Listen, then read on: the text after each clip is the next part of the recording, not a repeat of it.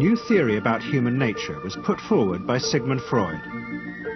He had discovered, he said, primitive sexual and aggressive forces hidden deep inside the minds of all human beings. Forces which, if not controlled, led individuals and societies to chaos and destruction. This series is about how those in power have used Freud's theories to try and control the dangerous crowd in an age of mass democracy. At the heart of the story is not just Sigmund Freud, but other members of the Freud family.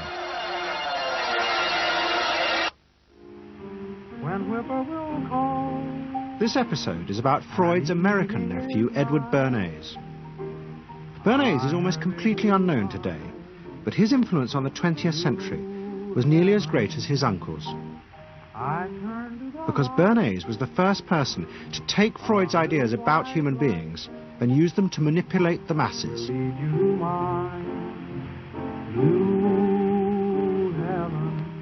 He showed American corporations for the first time how they could make people want things they didn't need by linking mass-produced goods to their unconscious desires. Out of this would come a new political idea of how to control the masses. By satisfying people's inner selfish desires, one made them happy and thus docile. It was the start of the all-consuming self, which has come to dominate our world today.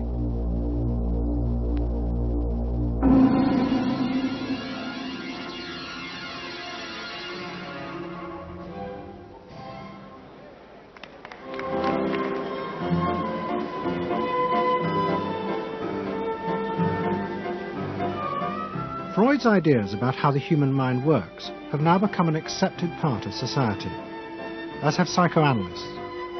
Every year, the Psychotherapist's Ball is held in a grand palace in Vienna. This is the psychotherapy ball. Psychotherapists come, some advanced patients come, or former patients come, and many other people, friends, but also people from the Viennese society who like to go to a nice, elegant, comfortable ball. But it was not always so. 100 years ago, Freud's ideas were hated by Viennese society. At that time, Vienna was the centre of a vast empire ruling Central Europe. And to the powerful nobility of the Habsburg court, Freud's ideas were not only embarrassing, but the very idea of examining and analysing one's inner feelings was a threat to their absolute control. You see, at that time, these people had the power. And of course, you just were not allowed to show your bloody feelings. I mean, you just couldn't. You know, I mean, you couldn't, if you were unhappy. Can you imagine, for instance, you sit somewhere in the country in a castle, you are deeply unhappy, you are a woman. You couldn't go to your maid and cry on her shoulders, or you couldn't go into the village and complain, you know, about your feelings. I mean, you couldn't, it was like selling yourself to somebody. You just couldn't, you know, because they had to respect you. Now, of course, Freud, you see, put that thought very much into question, because you see, to examine yourself, you would have to put a lot of other things into question, your society, everything what surrounds you, and that wasn't a good thing at that time. Why not? Because your self-created empire, to a certain extent, would have fallen into bits much earlier already. But what frightened the rulers of the empire even more was Freud's idea that hidden inside all human beings were dangerous instinctual drives. Freud had devised a method he called psychoanalysis. By analysing dreams and free association, he had unearthed, he said, powerful sexual and aggressive forces which were the remnants of our animal past. Feelings we repressed because they were too dangerous. Freud devised a method for exploring a hidden part of the mind, which we nowadays call the unconscious, which is a part that is totally unknown to our consciousness, that there exists a barrier in all our minds which prevents these hidden and unwelcome impulses of the unconscious from emerging. Good night.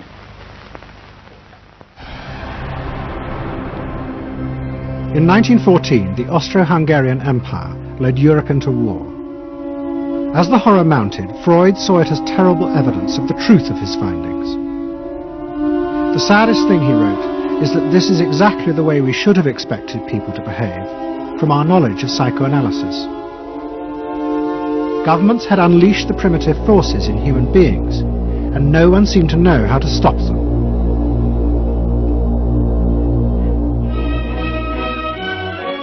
At that time, Freud's young nephew, Edward Bernays, was working as a press agent in America.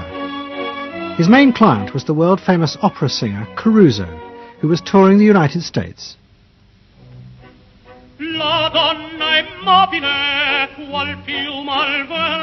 Bernays' parents had emigrated to America 20 years before, but he kept in touch with his uncle and joined him for holidays in the Alps.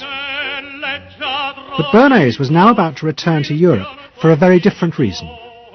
On the night that Caruso opened in Toledo, Ohio, America announced it was entering the war against Germany and Austria. As a part of the war effort, the US government set up a Committee on Public Information, and Bernays was employed to promote America's war aims in the press. The President, Woodrow Wilson, had announced that the United States would fight not to restore the old empires, but to bring democracy to all of Europe. And Bernays proved extremely skillful in promoting this idea, both at home and abroad. And at the end of the war, he was asked to accompany the President to the Paris Peace Conference. Then, to my surprise, they asked me to go over with Woodrow Wilson to the peace conference. And at the age of 26, I was in Paris for the entire time of the peace conference that was held in the suburb of Paris, and we worked to make the world safe for democracy. That was a big slogan. Wilson's reception in Paris astounded Bernays and the other American propagandists. Their propaganda had portrayed Wilson as a liberator of the people, a man who would create a new world in which the individual would be free. They had made him a hero of the masses. And as he watched the crowd surge around Wilson, Bernays began to wonder whether it would be possible to do the same type of mass persuasion, but in peacetime. When I came back to the United States, I decided that if you could use propaganda for war, you could certainly use it for peace. And propaganda got to be a bad word because of the Germans using it. So what I did was to try to find some other words. So we found the word Council on Public Relations. Bernays returned to New York and set up as a public relations counsel in a small office off Broadway. It was the first time the term had ever been used. Since the end of the 19th century, America had become a mass industrial society, with millions clustered together in the cities. Bernays was determined to find a way to manage and alter the way these new crowds thought and felt. To do this, he turned to the writings of his uncle Sigmund. While in Paris, Bernays had sent his uncle a gift of some Havana cigars. In return, Freud had sent him a copy of his General Introduction to Psychoanalysis. Bernays read it, and the picture of hidden irrational forces inside human beings fascinated him. He wondered whether he might make money by manipulating the unconscious. What Eddie got from Freud was indeed this idea that there is a lot more going on in human decision-making, not only among individuals, but even more importantly among groups, than this idea that information drives behavior. And so Eddie began to formulate this idea that you had to look at things that would play to people's irrational emotions. And you see, that moved Eddie immediately into a different category from other people in his field and most government officials and managers of the day who thought if you just hit people with all this factual information, they would look at that and say, oh, of course. And Eddie knew that was not the way the world worked. Bernays set out to experiment with the minds of the popular classes. His most dramatic experiment was to persuade women to smoke. At that time, there was a taboo against women smoking, and one of his early clients, George Hill, the president of the American Tobacco Corporation, asked Bernays to find a way of breaking it. He said, we're losing half of our market because men have invoked a taboo against women smoking in public. Can you do anything about that? I said, let me think about it. And then I said, have I your permission to see a psychoanalyst to find out what cigarettes mean to women? He said, what'll it cost? So I called up Dr. Brill, A.A. Brill, who was a leading psychoanalyst in New York at that time. How come you didn't call your uncle? Why didn't you call your uncle? Because he was in Vienna. A.A. Brill was one of the first psychoanalysts in America, and for a large fee he told Bernays that cigarettes were a symbol of the penis and of male sexual power. He told Bernays that if he could find a way to connect cigarettes with the idea of challenging male power, then women would smoke, because then they would have their own penises. Every year, New York held an Easter Day parade to which thousands came, and Bernays decided to stage an event there. He persuaded a group of rich debutantes to hide cigarettes under their clothes. Then they should join the parade, and at a given signal from him, they were to light up the cigarettes dramatically. Bernays then informed the press that he had heard that a group of suffragettes were preparing to protest by lighting up what they called torches of freedom. He knew this would be an outcry, and he knew that all of the photographers would be there to capture this moment. And so he was ready with a phrase which was torches of freedom. And so here you have a symbol, women, young women, debutantes, smoking a cigarette in public with a phrase that means anybody who believes in this kind of equality pretty much has to support them in the ensuing debate about this, because torches of freedom. I mean, what's on all American coins? It's liberty. She's holding up the torch. You see? And so all of this is there together. There's emotion, there's memory, there's a rational phrase, even though it's using a lot of emotional elements, it's a phrase that works in a rational sense. All of this is together. And so the next day, this was not just in all of the New York papers, it was across the United States and around the world. And from that point forward, the sale of cigarettes to women began to rise. He had made them socially acceptable with a single symbolic act. What Bernays had created was the idea that if a woman smoked, it made her more powerful and independent, an idea that still persists today. Embrace me, my sweet embrace. It made him realize that it was possible to persuade people to behave irrationally if you link products to their emotional desires and feelings.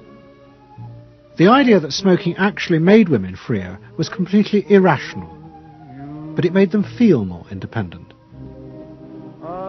It meant that irrelevant objects could become powerful emotional symbols of how you wanted to be seen by others. Eddie Bernays saw the way to sell product was not to sell it to your intellect, that you ought to buy an automobile, but that you will feel better about it if you have this automobile. I think he originated that idea, that they weren't just purchasing something, but they were engaging themselves emotionally or personally in the product or service. That it's not, you think you need a new piece of clothing, but you'll feel better with the piece of clothing. That was his contribution in a very real sense. We see it all over the place today, but I think he originated the idea of the emotional connect to a product or service. What Bernays was doing fascinated America's corporations. They had come out of the war rich and powerful, but they had a growing worry. The system of mass production had flourished during the war, and now millions of goods were pouring off production lines. What they were frightened of was the danger of overproduction, that there would come a point when people had enough goods and would simply stop buying. Up until that point, the majority of products were still sold to the masses on the basis of need. While the rich had long been used to luxury goods, for the millions of working-class Americans, most products were still advertised as necessities. Goods like shoes, stockings, even cars were promoted in functional terms for their durability. The aim of the advertisements was simply to show people the product's practical virtues, nothing more.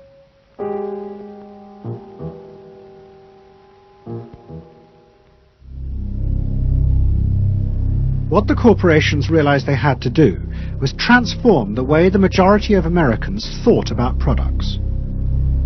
One leading Wall Street banker, Paul Mazur of Lehman Brothers, was clear about what was necessary.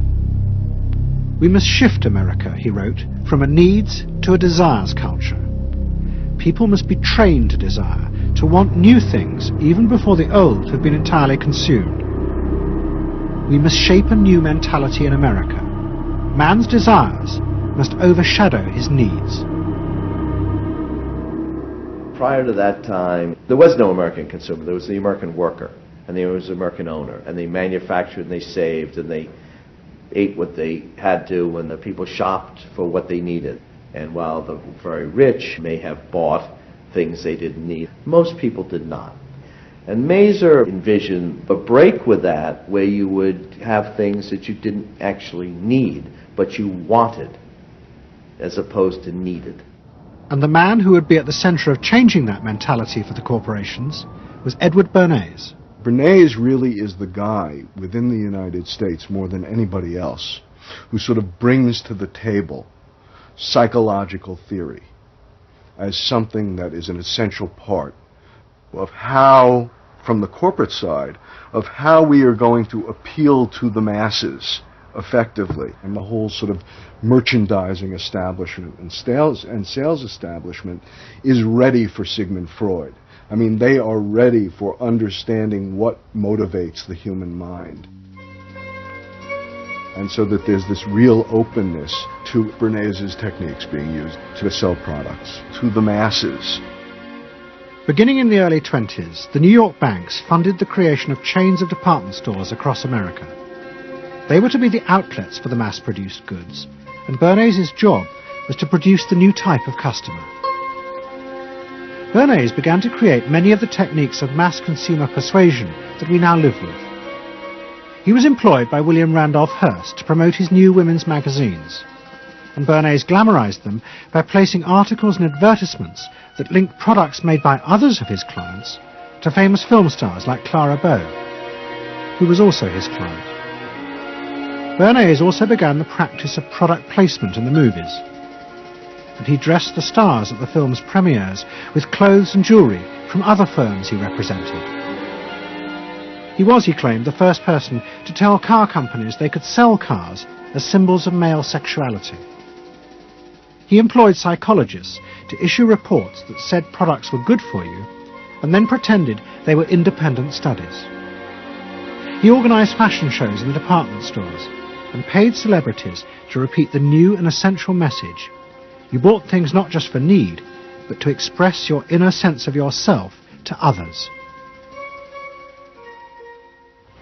There's a psychology of dress. Have you ever thought about it? How it can express your character? You all have interesting characters, but some of them are all hidden. I wonder why you all want to dress always the same, with the same hats and the same coats. I'm sure all of you are interesting and have wonderful things about you, but looking at you in the street, you all look so much the same. And that's why I'm talking to you about the psychology of dress. Try and express yourselves better in your dress. Bring out certain things that you think are hidden. I wonder if you've thought of this angle of your personality. I'd like to ask you some questions.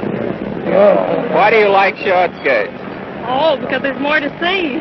More to see, eh? What good does that do you? What's in my answer? It makes you more attractive. Does? In 1927, an American journalist wrote, "A change has come over our democracy. It is called consumptionism. The American citizen's first importance to his country is now no longer that of citizen, but that of consumer." The growing wave of consumerism helped in turn to create a stock market boom. And yet again, Edward Bernays became involved, promoting the novel idea that ordinary people should buy shares, borrowing money from banks he also represented. And yet again, millions followed his advice. He was uniquely knowledgeable about how people in large numbers are going to react to products and ideas and so on. But in political terms, if he were to go out, so I can't imagine that he could get 3 people to stand and listen. Wasn't particularly articulate, was kind of funny looking, and didn't have any sense of reaching out for people one-on-one. None at all. He didn't think about people in groups of one, thought about people in groups of thousands. So I would have nothing to do with it. Hello? Bernays soon became famous as the man who understood the mind of the crowd. And in 1924, the president contacted him. President Coolidge was a quiet, taciturn man and had become a national joke. The press portrayed him as a dull, humorless figure. Bernays' solution was to do exactly the same as he had done with products. He persuaded 34 famous film stars to visit the White House. And for the first time, politics became involved with public relations. And I lined up these 34 people, and I'd say, "What's your name?" He'd say, "Al Jolson." I'd say, "Mr. President, Al Jolson." Next day, every newspaper in the United States had a front page story, "President Coolidge entertains actors at White House." And the Times had a headline which said, "President nearly laughed." And everybody was happy.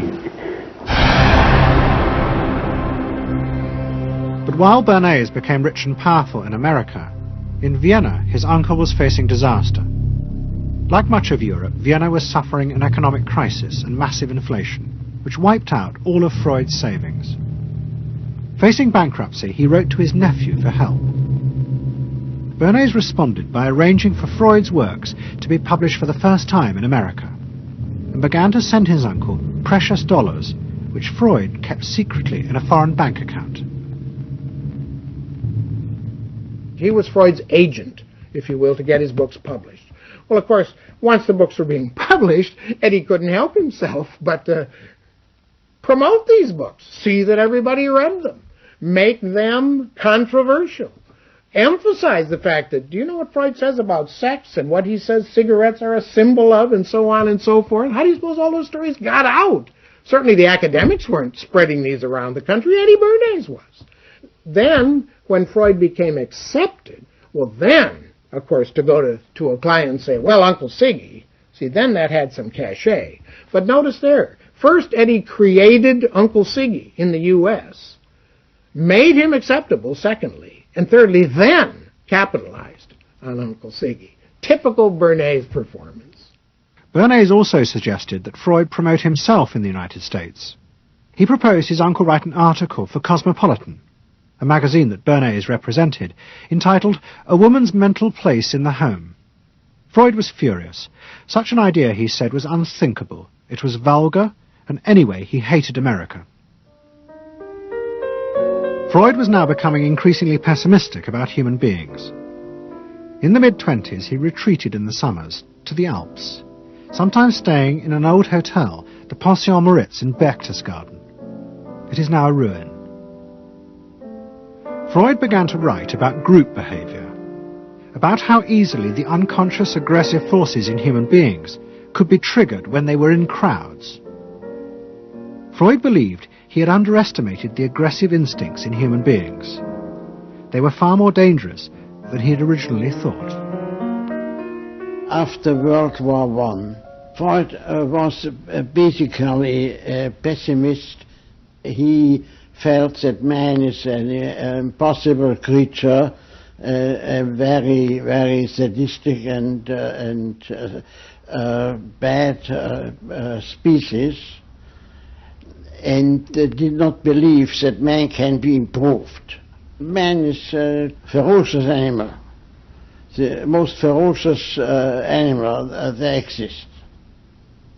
They enjoy torturing and killing, and he didn't like man.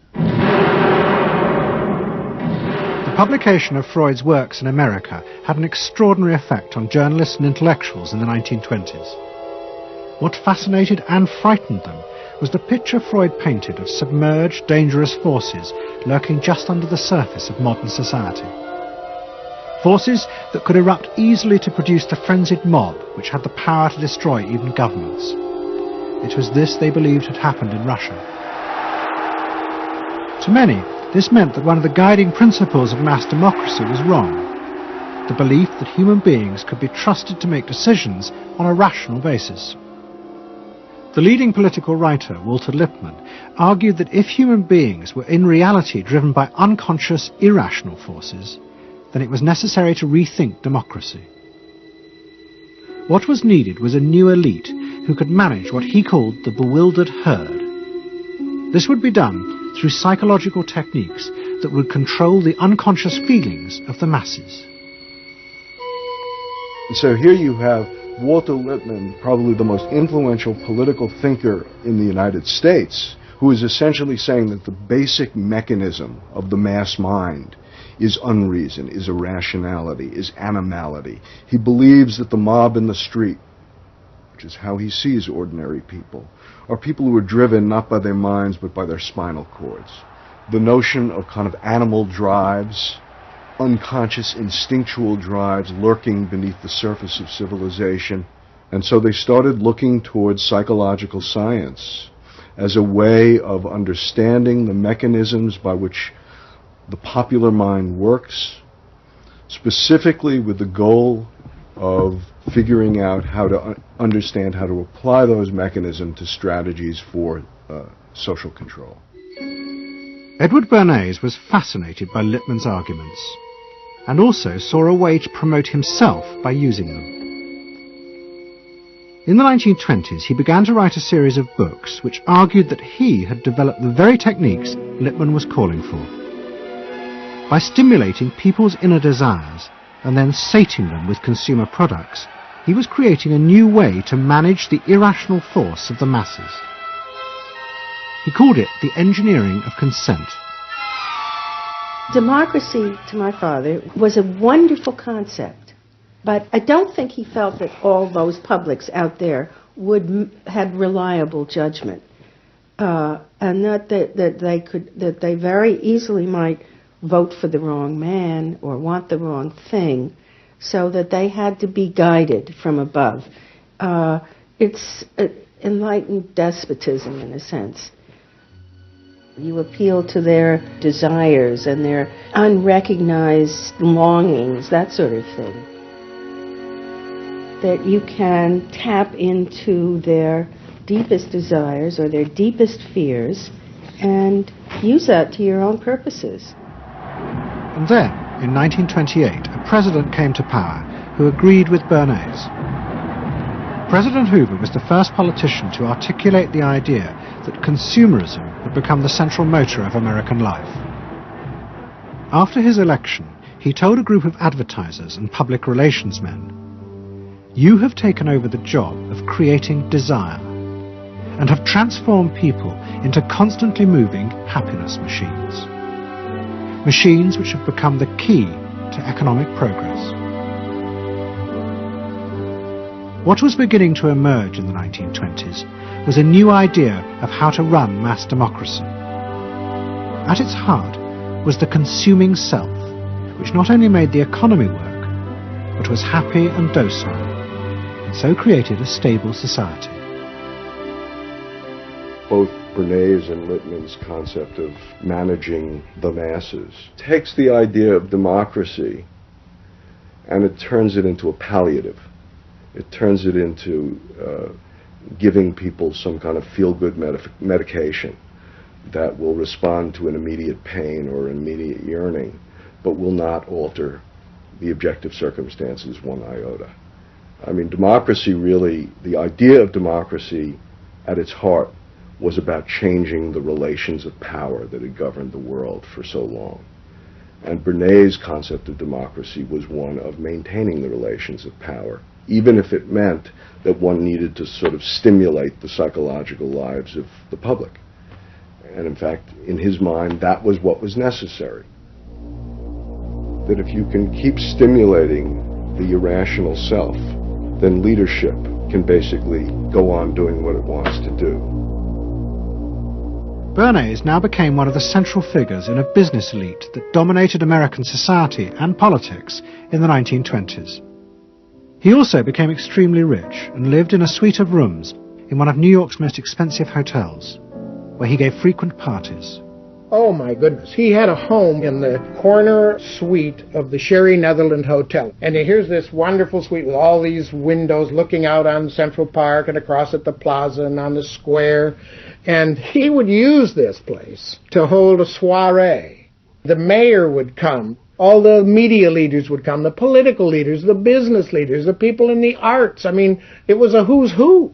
People wanted to know Eddie Bernays because, you know, he himself became a sort of a famous man, a sort of a magician who could make these things happen. He knows everybody. He knows the mayor and he knows the senator, and he calls politicians on the telephone as if he did get literally a high or a bang out of doing what he did. And that's fine, but it can be a little hard on the people around you, especially when you make other people feel stupid. People who worked for him were stupid, and children were stupid, and if people did things in a way that he wouldn't have done them, they were stupid. It was a word that he used over and over and over, dope and stupid. And the masses? They were stupid.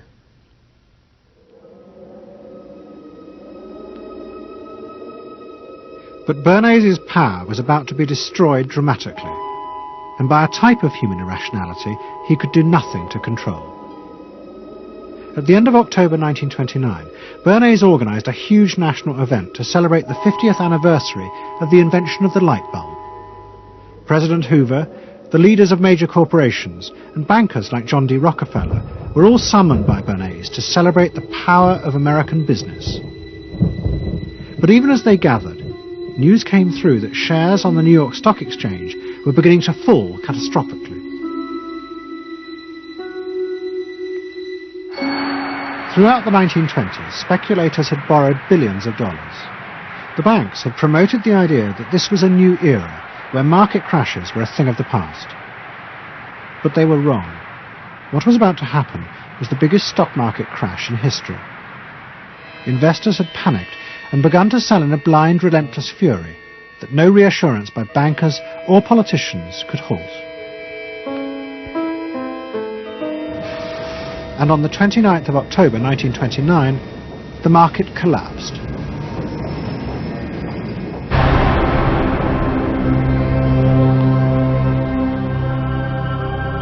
The effect of the crash on the American economy was disastrous. Faced with recession and unemployment, millions of American workers stopped buying goods they didn't need. The consumer boom that Bernays had done so much to engineer disappeared, and he and the profession of public relations fell from favour. Bernays' brief moment of power seemed to be over.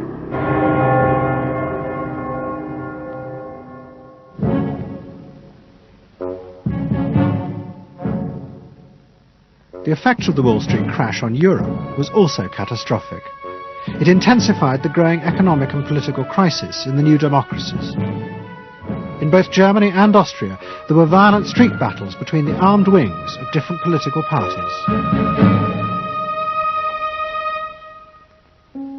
Against this backdrop, Freud, who was suffering from cancer of the jaw, retreated yet again to the Alps. He wrote a book called Civilization and Its Discontents. It was a powerful attack on the idea that civilization was an expression of human progress. Instead, Freud argued, civilization had actually been constructed to control the dangerous animal forces inside human beings. What was implicit in Freud's argument was that the ideal of individual freedom, which was at the heart of democracy, was impossible. Human beings could never be allowed to truly express themselves because it was too dangerous. They must always be controlled and would thus always be discontent.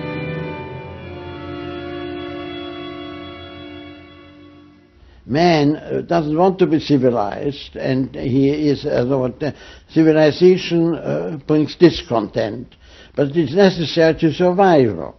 Otherwise he couldn't survive. So he must be discontent, because this would be the only way to keep him within limits.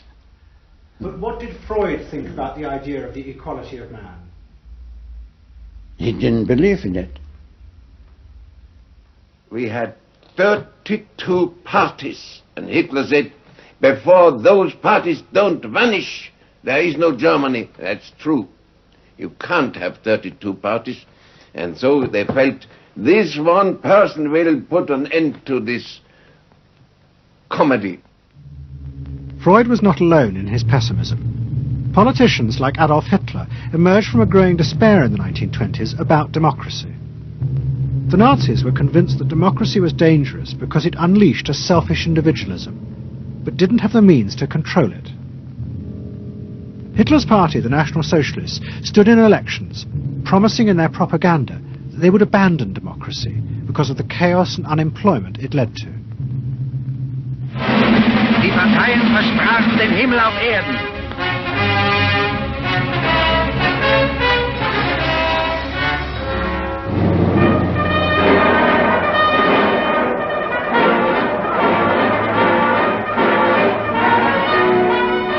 In March 1933, the National Socialists were elected to power in Germany, and they set out to create a society that would control human beings in a different way.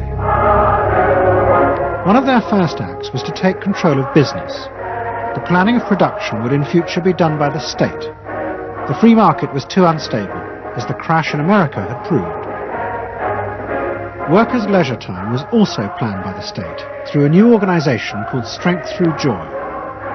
One of its mottos was service, not self.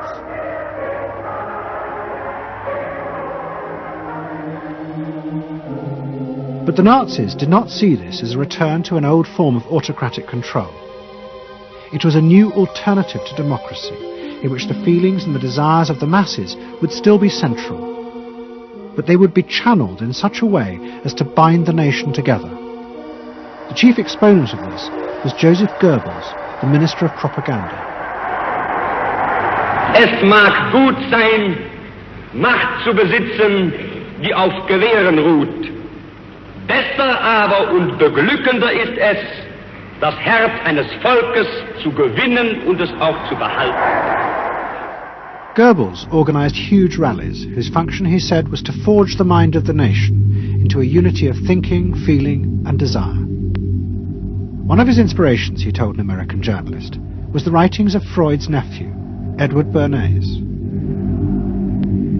In his work on crowd psychology, Freud had described how the frightening irrationality inside human beings could emerge in such groups. The deep, what he called libidinal forces of desire, are given up to the leader, while the aggressive instincts are unleashed on those outside the group. Freud wrote this as a warning. But the Nazis were deliberately encouraging these forces because they believed they could master and control them.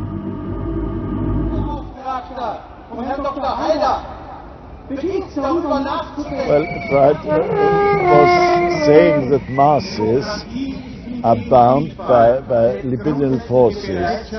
They love each other and delegate their ideas and their feelings to the chap on top. What are libidinal forces? What are libidinal forces? Well, forces of love. Not hate. No, hate is delegated to the others outside.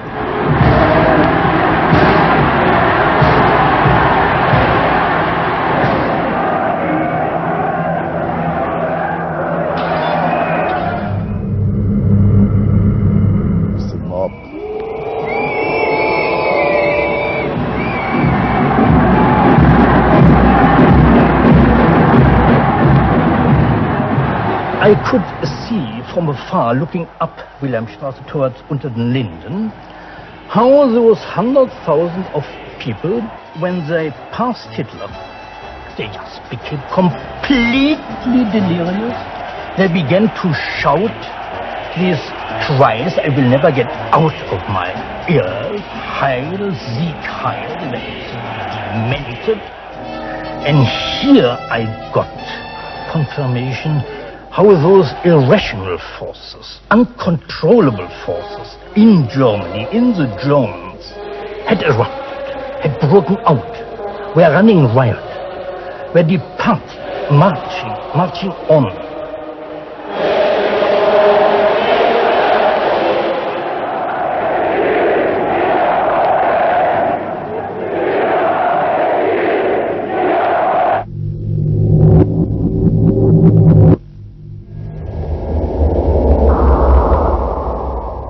And in America too, democracy was under threat from the force of the angry mob.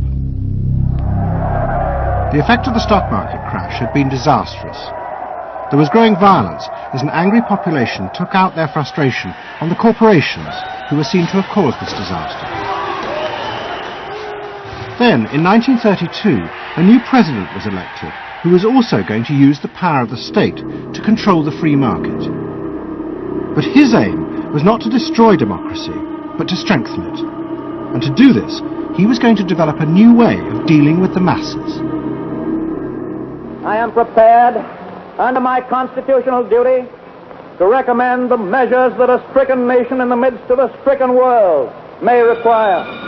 But in the event that the national emergency is still critical, I shall not evade the clear course of duty that will then confront me. I shall ask the Congress for the one remaining instrument to meet the crisis: broad executive power.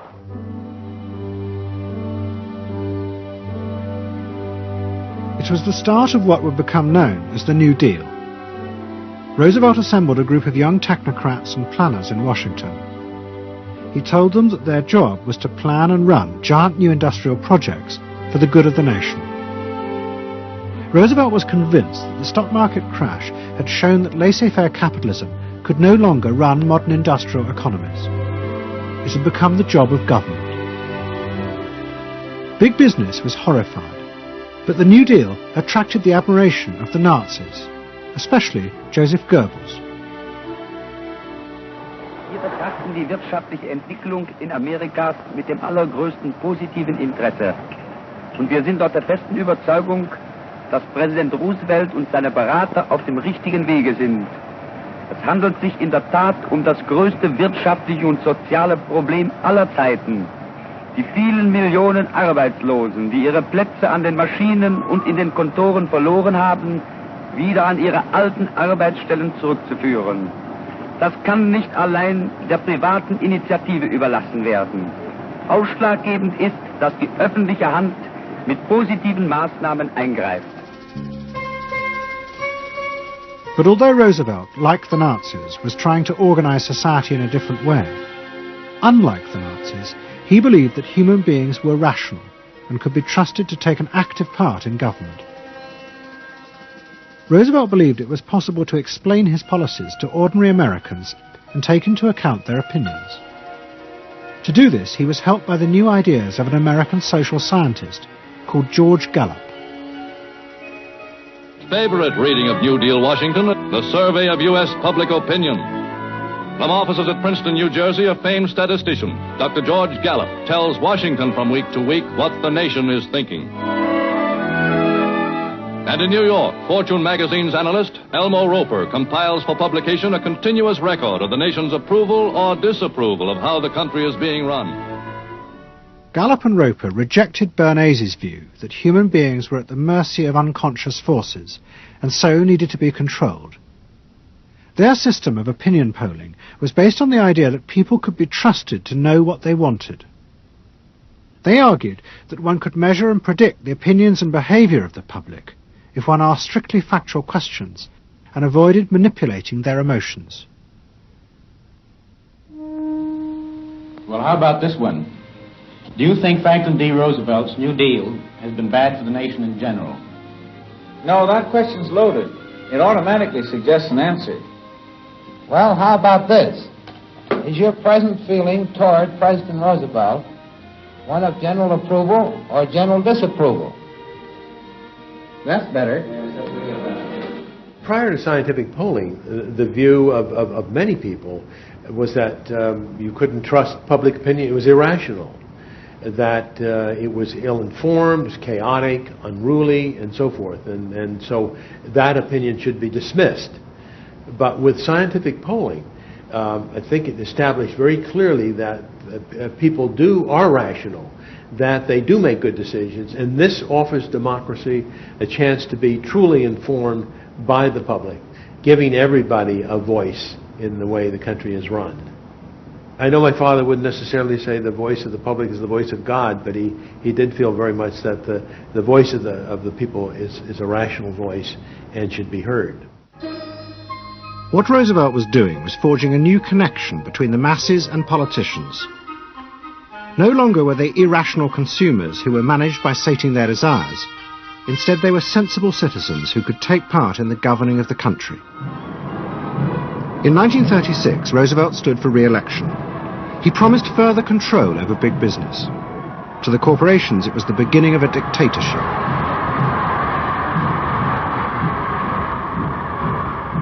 Roosevelt interferes with private enterprise and is running the country into debt for generations to come. The way to get recovery is to let business alone. But Roosevelt was triumphantly re-elected. It looks, my friends, like a real landslide this time. So please let me thank you again and tell you that I hope to see you all very soon and bid you an affectionate good night. Faced with this, business now decided to fight back, to regain power in America. At the heart of the battle would be Edward Bernays and the profession he had invented, public relations. Following that election, business people start to get together and start to carry on discussions, primarily in private, and they start talking to each other about the need to sort of carry on ideological warfare against the New Deal and to sort of reassert the sort of connectedness between the idea of democracy on the one hand and the idea of privately owned business on the other. And so, under the umbrella of an organization which still exists, which is called the National Association of Manufacturers, and whose membership included all of the major corporations of the United States, a campaign is launched explicitly designed to create emotional attachments between the public and big business. It's Bernays' techniques being used on a grand scale. I mean, totally.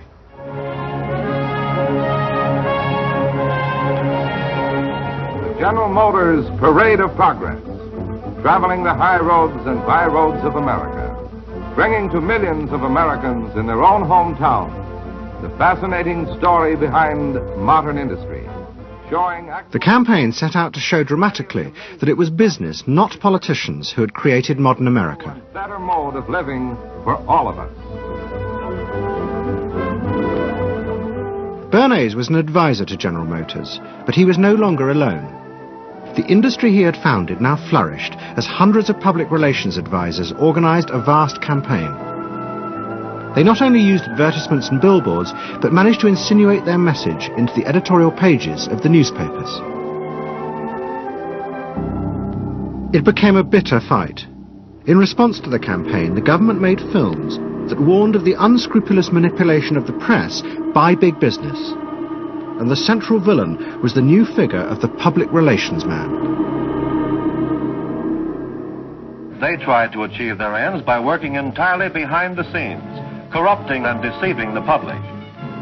The aims of such groups may be either good or bad, so far as the public interest is concerned, but their methods are a grave danger to democratic institutions.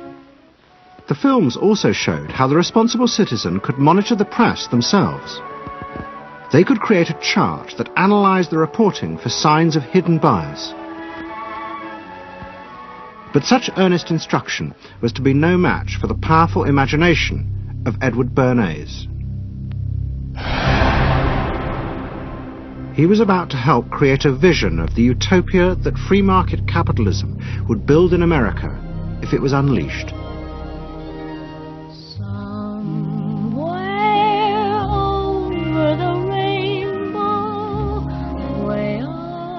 In 1939, New York hosted the World's Fair.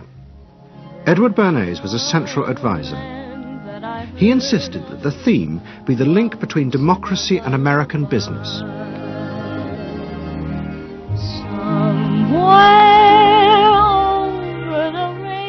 At the heart of the fair was a giant white dome that Bernays named Democracity.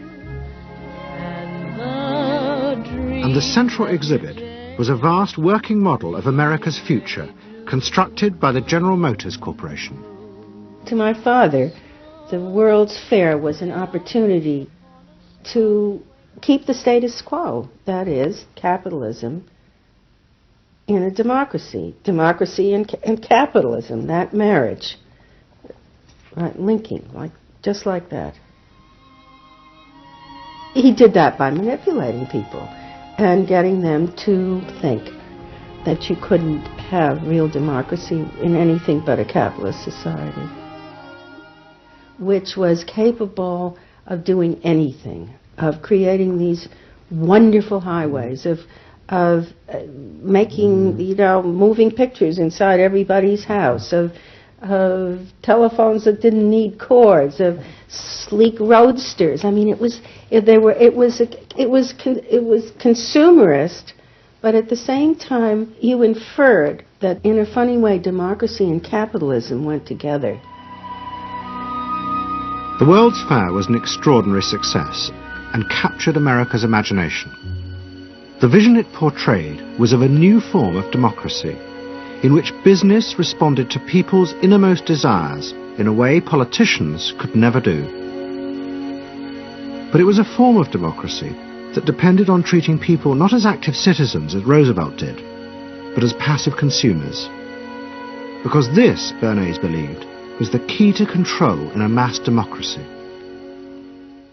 It's not that the people are in charge, but that the people's desires are in charge. The people are not in charge. The people exercise no decision-making power within this environment. So democracy is reduced from something which assumes an active citizenry to the idea of the public as passive consumers. Driven primarily by instinctual or unconscious desires, and that if you can in fact trigger those needs and desires, you can get what you want from them. But this struggle between the two views of human beings as to whether they were rational or irrational was about to be dramatically affected by events in Europe. Events that would also change the fortunes of the Freud family. In March 1938, the Nazis annexed Austria. It was called the Anschluss. Hitler arrived in Vienna to an extraordinary outpouring of mass adulation. But even as he drove through the city, behind the scenes, the Nazis were systematically whipping up and unleashing the hatred of the crowd against the enemies of the new Greater Germany. The Anschluss was a kind of explosion of terrible hatred against the enemies, the so-called enemies, or whatever they considered enemies, against the Jews totally, and also against a lot of very decent Austrians who had opposed the Nazis in Austria. They said it's legitimate, now you can do what you want, so they did it. Stealing, robbing and killing, I can't say it otherwise. And human depravity, of course, is always very near to normal behavior. It can change very quickly.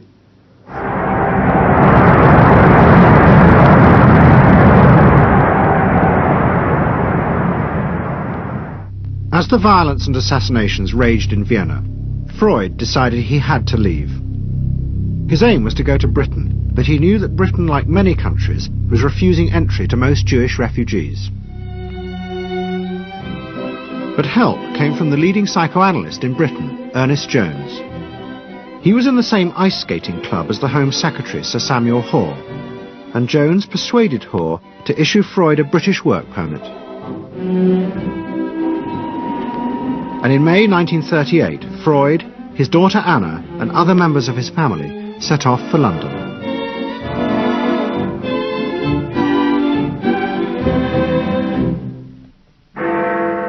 Freud arrived in London as Britain was preparing for war, and he settled with his daughter Anna in a house in Hampstead. But Freud's cancer was now far advanced, and in September 1939, just 3 weeks after the outbreak of war, he died.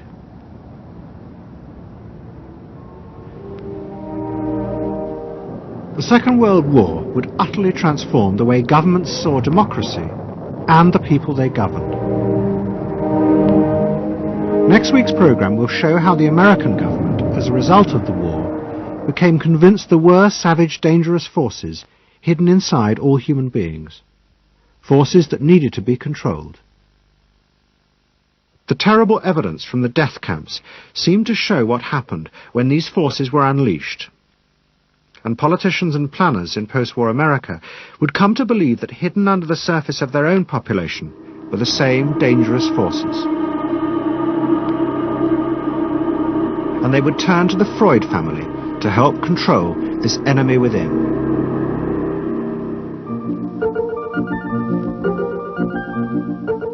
And ever adaptable, Edward Bernays would work not just for the American government, but the CIA. And Sigmund Freud's daughter Anna would also become powerful in the United States, because she believed that people could be taught to control the irrational forces within them. Out of this would come vast government programs to manage the inner psychological life of the masses.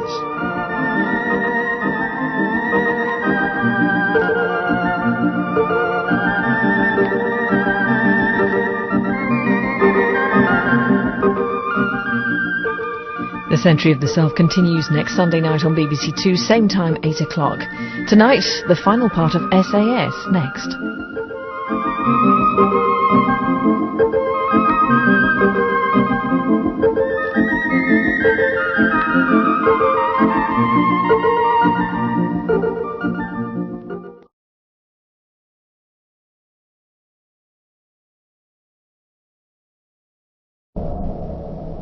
Let's say a word about dreams. We all have thoughts which we never knew we had. They are too uncomfortable, too incompatible with our adult self to be remembered. Yet they are often disturbing, rumbling under the surface like lava in a volcano. The dream is the royal road to these thoughts, the royal road to the unconscious. This is the story of how Sigmund Freud's ideas about the unconscious mind were used by those in power in post-war America to try and control the masses. Politicians and planners came to believe that Freud was right to suggest that hidden deep within all human beings were dangerous and irrational desires and fears. They were convinced that it was the unleashing of these instincts that had led to the barbarism of Nazi Germany. To stop it ever happening again, they set out to find ways to control this hidden enemy within the human mind.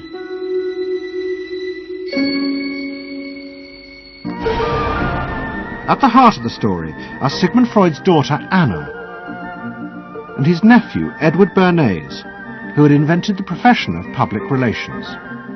Their ideas were used by the US government, big business and the CIA to develop techniques to manage and control the minds of the American people. Those in power believed that the only way to make democracy work and create a stable society was to repress the savage barbarism that lurked just under the surface of normal American life.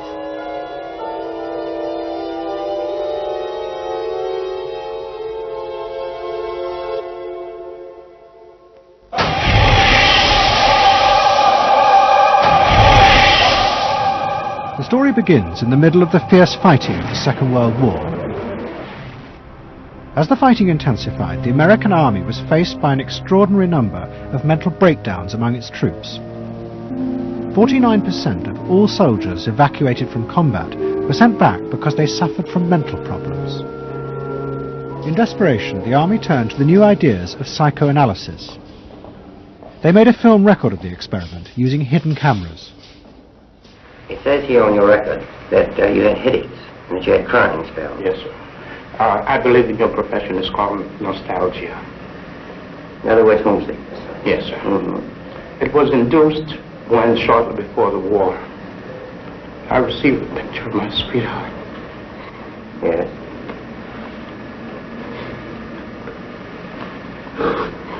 Mm-hmm.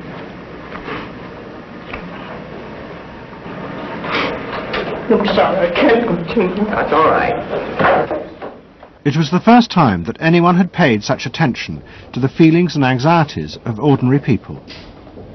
At the heart of the experiment were a number of refugee psychoanalysts from Central Europe. They worked with American psychiatrists to guide and shape the project. When I first came to America, I worked in the psychiatric service with soldiers trying to rehabilitate them. And I traveled in the train from the East Coast to the West Coast. I was enormously curious what goes on in all of those little towns that the train is passing. After my years in the army, I knew exactly what everybody was doing in the little towns. Because I saw so many people who came from there, and I understood their aspirations, their disappointments, and so forth. So it was as if somebody invited me to a privileged tour into the inner soul of America. I'm not doing this deliberately, so please believe me. I do believe you. A display of emotion is sometimes very helpful. I hope so, sir. Sure, it gets it off your chest. Well, sir, to be perfectly honest with you, I'm very much in love with my sweetheart. She has been the one person that gave me a sense of importance, and that through her cooperation with me, we were able to surmount so many obstacles. Take it easy now, just talk to... The psychoanalysts used techniques developed by Freud to take the men back into their past. They became convinced that the breakdowns were not the direct result of fighting. The stress of combat had merely triggered old childhood memories. These were memories of the men's own violent feelings and desires, which they had repressed because they were too frightening. Think deeply. Let's go back. When was it you... To the psychoanalysts, it was overwhelming proof of Freud's theory that underneath human beings were driven by primitive, irrational forces. You won't stop. World War II was a major shattering experience because I discovered the enormous role of the irrational in the lives of most people. That I can say, that I learned that the ratio between the irrational and the rational in America is very much in favor of the irrational. That there is much greater unhappiness, much more suffering, much more. A sadder country than one would imagine it from the advertisements that you get. A much more problematic country. Victory in the Second World War was celebrated as a triumph of democracy. But in private, many policymakers were worried about the implications of the analysis of the soldiers. It seemed to show that underneath every American were irrational, violent drives. What had happened in Germany seemed to bear this out. The complicity of so many ordinary Germans in mass killings during the war showed just how easily these forces could break through and overwhelm democracy.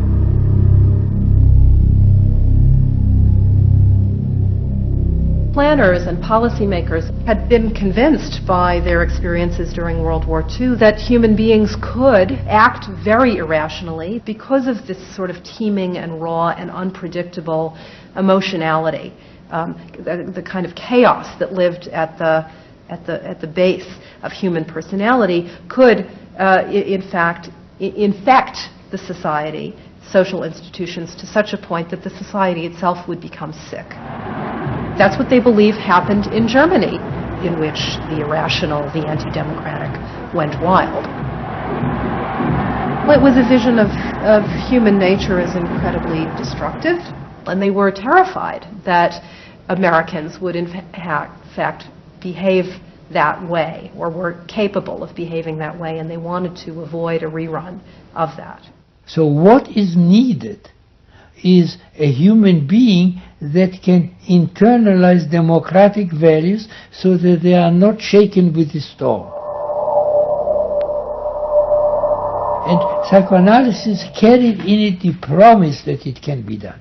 It opened up new vistas as to how the inner structure of the human being can be changed so that he becomes a more vital, free supporter and maintainer of democracy. The psychoanalysts were convinced they not only understood these dangerous forces, but they knew how to control them too. They would use their techniques to create democratic individuals, because democracy left to itself failed to do this.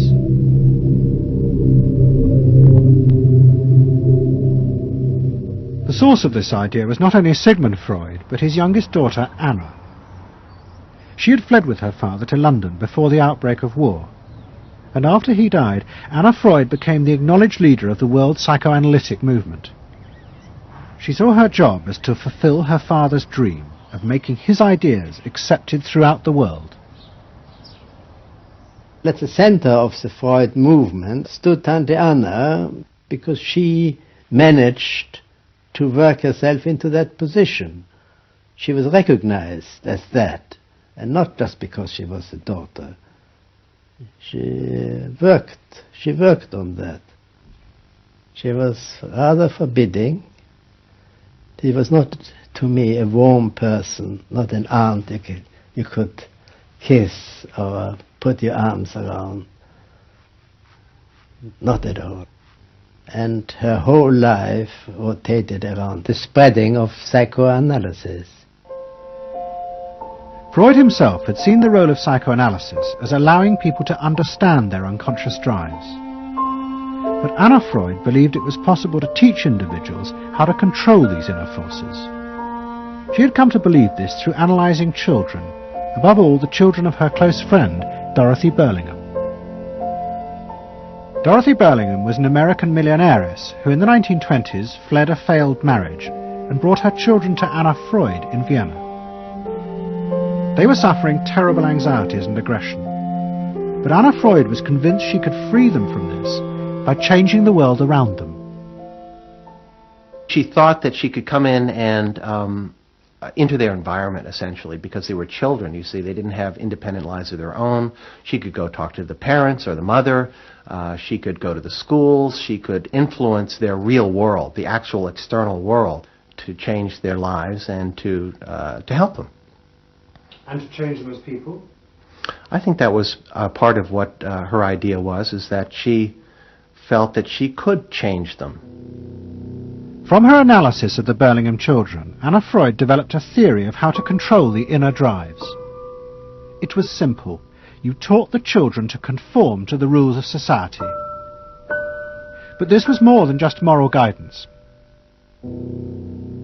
Anna Freud believed that if children like the Burlinghams strictly followed the rules of accepted social conduct, then as they grew up, the conscious part of their mind, what was called the ego, would be greatly strengthened in its struggle to control the unconscious. But if children did not conform, their ego would be weak, and they would be prey to the dangerous forces of the unconscious. In my father's case, they were concerned that he would be a homosexual. And so a lot of their efforts went into preventing or trying to stop my father from becoming a homosexual. Whether or not he would have or did, or it's unknown to me. Why did they want to stop him?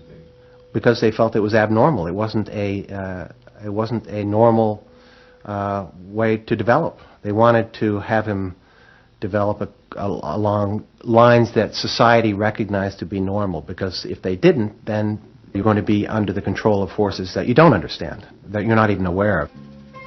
The analysis seemed to be a great success, and in the 30s the Burlingham children had returned to America. They settled down to happy married lives in the suburbs.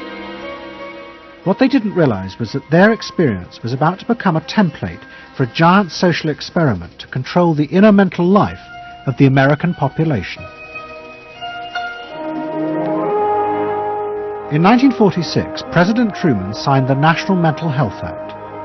It had been born directly out of the wartime discoveries by psychoanalysts that millions of Americans who had been drafted suffered hidden anxieties and fears.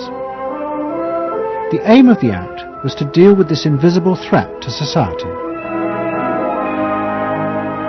Shocked by the appalling percentage of the emotionally unstable revealed by the World War II draft figures, Congress in 1946 passed the National Mental Health Act, which recognized for the first time that mental illness was a national problem. Keenly aware of the tremendous problems ahead is Dr. Robert H. Felix, director of the vast new project. A primary objective of the National Mental Health Program is to increase our fund of scientific knowledge about mental health and about mental illness. We're not doing this. Why? Because there are all too few skilled mental health workers. Two of the principal architects of the Act were the Menninger brothers, Carl and Will. Will had run the wartime psychotherapy experiments, and now he and his brother began to train hundreds of new psychiatrists. The Menningers were convinced that it would be possible to apply Anna Freud's ideas on a wide scale, and to adults as well as children. The psychiatrist's job would be to teach ordinary Americans how to control their unconscious drives. Psychoanalysis could be used to make a better society. They said psychoanalytic thinking could make for the betterment of society, because you could change the way the mind functioned, and you could take the ways in which people did hurtful things to themselves and others and alter them by enlarging their understanding. And this was the vision psychoanalysis brought. That you could really change people. That you could really change people. And you could change them almost in limitless ways. In the late 40s, a vast project began in America to apply the ideas of psychoanalysis to the masses. Psychological guidance centers were set up in hundreds of towns. They were staffed by psychiatrists who believed it was their job to control the hidden forces inside the minds of millions of ordinary Americans. Yes, I need something done. I need some help. Did you have any particular teachers that you liked? Any sort? I liked all my teachers except one, I remember. What was the trouble with this one? I don't know, she just scared me most of the time. Holler at me and I'd run outside and vomit. I hate my brother. Loathe him. Despise him. At the same time, thousands of counselors were trained to apply psychoanalysis to marriage guidance. And social workers were sent out to visit people's homes and advise on the psychological structure of family life. Behind all this was the fundamental idea of Anna Freud's, that if people were encouraged to conform to the accepted patterns of family and social life, then their ego would be strengthened. They would be able to control the dangerous forces within them. When your emotions control your actions, it affects not only yourself, but the people around you. And if this sort of flare-up is repeated often, it might lead to a permanently warped personality. You can control the fire of your emotions so that your personality becomes more pleasant. So we expect that someone who's been through that experience will be much more insightful, much more understanding, and a much better regulated person. And what happens to the And regulation includes being able to let go, as it were, to enjoy a football game or a soccer game.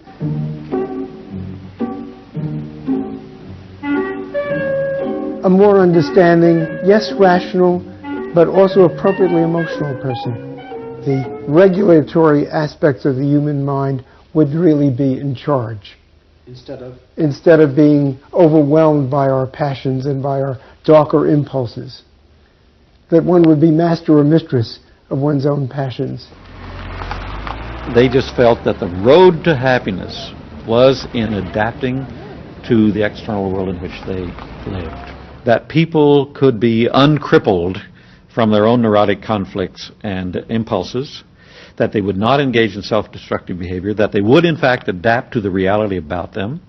They never questioned the reality.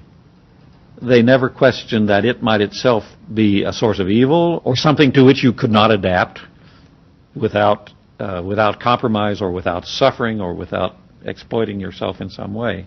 So there was this fit with the politics of the day. And a balance of emotions is important to a well-rounded personality. But it was only the beginning of the rise to power of psychoanalysis in America. Psychoanalysts were about to move into big business and use their techniques not just to create model citizens, but model consumers. Last week's episode showed how Freud's American nephew, Edward Bernays, had been the first to convince American corporations that they could sell products by connecting them with people's unconscious feelings. But now, a group of psychoanalysts were going to take what Bernays had begun and invent a whole range of techniques to get inside and manage the unconscious mind of the consumer. They were led by Ernest Dichter. Dichter had practiced next door to Freud in Vienna, but he had come to America and set up the Institute for Motivational Research in an old mansion north of New York.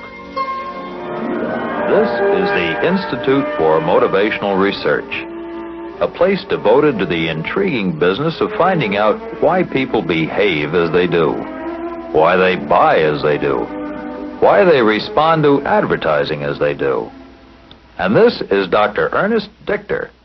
We don't go out and ask directly, why do you buy, why don't you? What we try to do instead is to understand the total personality, the self-image of the customer. We use all the resources of modern social sciences. It opens up some stimulating psychological techniques for selling any new product.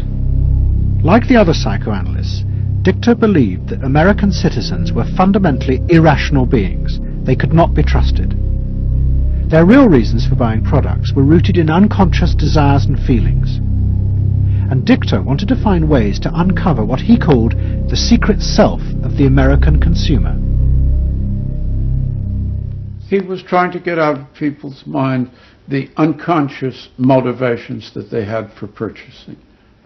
These could be sexual, they could be psychological, they could be sociological, they could be a demand for status, a demand for recognition. There were things that people couldn't verbalize or wouldn't verbalize because they were too secret to them. They were too much a part of their nature, and they would be embarrassed. They would be embarrassed if they came out and said things like this. He would interview people, but not ask them direct questions, but let them talk freely like you do in psychoanalysis. And that was his background. And so he said, why can't we have a group therapy session about products? All right? And so Dichter built this room up above his garage, and he said we can have psychoanalysis of products. They can actually act out and verbalize their wants and needs. What we're going to do is try a couple of these salad dressings. Now let's see what happens. Here is our typical housewife. She doesn't follow the instructions. And they could be observed and watched, and other people could comment, and they could talk about it, and everybody could join in. He was the first to do this. This was absolutely the first thing that was ever done. And he had a movie projector up there where you could show advertisements and things like that, and people could react to them. And he invented the whole technique for mining the unconscious about the hidden psychological wants that people had about products. This became the focus group. It worked! Dichter's breakthrough came with a focus group study he did for Betty Crocker Foods. Like many food manufacturers in the early 50s, they had invented a new range of instant convenience foods. But although consumers had told market researchers they would welcome the idea, in fact they were refusing to buy them. The worst problem was the Betty Crocker cake mix. Dichter did a series of focus groups where housewives free associated about the cake mix. He concluded that they felt unconscious guilt at the new image being promoted of ease and convenience.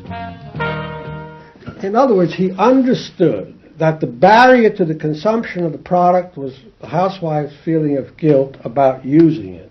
They basically, on one hand, wanted to make it easy for themselves, but they felt guilty about it. So what you've got to do in those circumstances is remove the barrier being guilt. The way you do that is to give the housewife a greater sense of participation. And how do you do that? By adding an egg. Simple as that. As simple as that. Dichter told Betty Crocker to put an instruction on the packet that the housewife should add an egg. It would be an unconscious symbol, he said, of the housewife mixing in her own eggs as a gift to her husband, and so would lessen the guilt. Betty Crocker did it, and the sales soared. My cake is ready. The consumer may have basic needs that the consumer himself or herself doesn't fully understand. You have to know what those needs are in order to fully exploit the consumer. Is it wrong to give people what they want by taking away their defenses, helping remove their defenses? It seems so much longer than last year. It is. Nearly 4 inches longer in some models. Oh! Dichter's success led to a rush by corporations and advertising agencies to employ psychoanalysts. They became known as the Depth Boys, and they promised to show companies how to make millions by connecting their products with people's hidden desires. Dichter himself became a millionaire, famous for inventing slogans like "a tiger in your tank." Even the marketing of the Barbie doll came from a children's focus group. And so it goes. But Dichter was convinced that this was far more than just selling. Like Anna Freud, he believed that the environment could be used to strengthen the human personality. And products had the power both to sate inner desires and give people a feeling of common identity with those around them. It was a strategy for creating a stable society. Dichter called it the strategy of desire. To understand a stable citizen, you have to know that modern man quite often tries to work off his frustrations by spending on self-gratification. Modern man is eternally ready to fill out his self-image by purchasing products which complement it. If you identify yourself with a product, it can have a therapeutic value. It improves your self-image, and you become a more secure person, and you have suddenly this confidence of going out in the world and doing what you want successfully. Ernest believes that that would then improve the whole of our society and become the best society on this planet.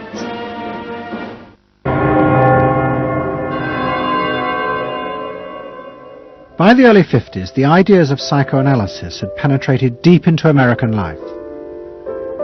The psychoanalysts themselves became rich and powerful. Many had consulting rooms overlooking Central Park in New York. Politicians and famous writers like Arthur Miller and Tennessee Williams became their patients.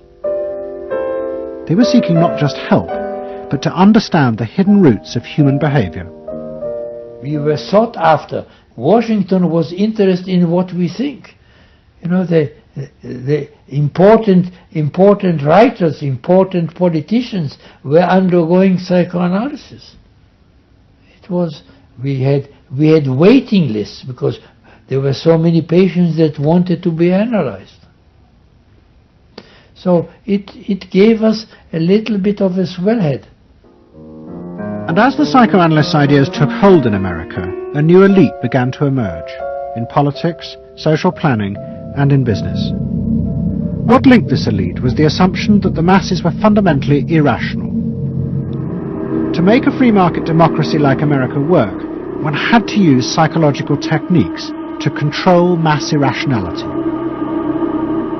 They actually believed that this elite was necessary because individual citizens were not capable, if left alone, of being democratic citizens. The elite was necessary in order to create the conditions that would produce individuals capable of behaving as a good consumer and also behaving as a democratic citizen. They didn't see their activities as anti-democratic, as undermining the capacity of individual citizens for democracy. Quite the opposite. They understood that they were creating the conditions for democracy's survival and future. The rise of psychoanalysis to power in America was an extraordinary triumph for Anna Freud and her tireless promotion of her ideas. She remained in England, living with Dorothy Burlingham. On the surface, it was an idyllic life. She and Dorothy had bought a weekend cottage on the Suffolk coast. And in the summers, Dorothy's children came from America to visit with the grandchildren. But underneath, things were going badly wrong. Both Bob and Mabby Burlingham, who Anna Freud had analysed in the 1930s, had suffered personal breakdowns, and their marriages were collapsing. Bob was drinking heavily, and Mabby suffered terrible anxieties. The real reasons for the visits to England were yet more analysis with Anna Freud. The problem was that it didn't look very good, did it? Because here you have somebody who's having nervous breakdowns and is having alcoholic binges.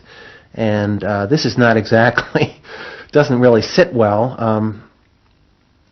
You know, from a humane standpoint, obviously this is not desirable. You know, you want to help these people. But it also had the wider ramifications of everybody in analysis, in analytic circles, knew that Bob and Mabby were guinea pigs. They were the living proof that this was a wonderful process. It was very much swept under the rug. It didn't get out.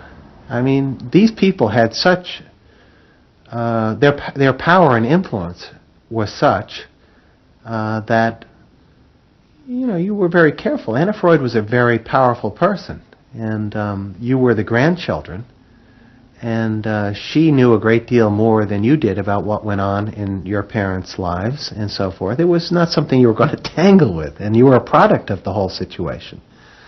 But at the same time, we all knew that something was really out of whack. As she grew older, she became more and more important, didn't she? Politically and scientifically, but she didn't know when to stop.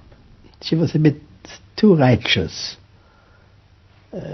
What she did was always the thing, and she would never, to my knowledge, acknowledge that she could make a mistake or be wrong.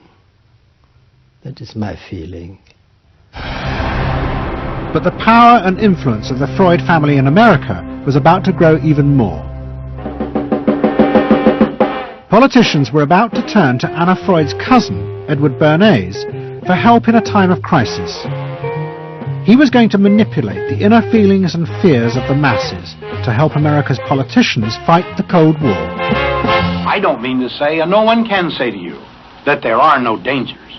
Of course there are risks if we are not vigilant. But we do not have to be hysterical. In 1953, the Soviet Union exploded its first hydrogen bomb, and the fear of nuclear war and communism gripped the United States. Those in power became concerned about how to reassure the population. Committees were set up and public information films made, appealing for calm in the face of new threats like nuclear fallout. It's the fallacy of devoting 85% of one's worrying capacity to an agent that constitutes only about 15% of an atomic bomb's destroying potential. At this point, Edward Bernays was living in New York. In the 1920s, he had invented the profession of public relations and was now one of the most powerful PR men in America. He worked for most of the major corporations and advised politicians, including President Eisenhower. Like his uncle Sigmund, Bernays was convinced that human beings were driven by irrational forces. The only way to deal with the public was to connect with their unconscious desires and fears. Bernays argued that instead of trying to reduce people's fear of communism, one should actually encourage and manipulate the fear, but in such a way as it became a weapon in the Cold War. Rational argument was fruitless. What my father understood about groups is that they are manipulable, they're malleable, and that you can tap into their deepest desires or their deepest fears and use that to your own purposes. I don't think he felt that all those publics out there had reliable judgment, that they very easily might vote for the wrong man or want the wrong thing, so that they had to be guided from above. One of Bernays' main clients was the giant United Fruit Company. They owned vast banana plantations in Guatemala in Central America. For decades, United Fruit had controlled the country through pliable dictators. It was known as a banana republic. But in 1950, a young officer, Colonel Arbenz, was elected president. He promised to remove United Fruit's control over the country.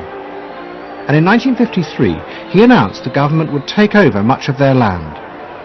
It was a massively popular move, but a disaster for United Fruit, and they turned to Bernays to help get rid of Arbenz.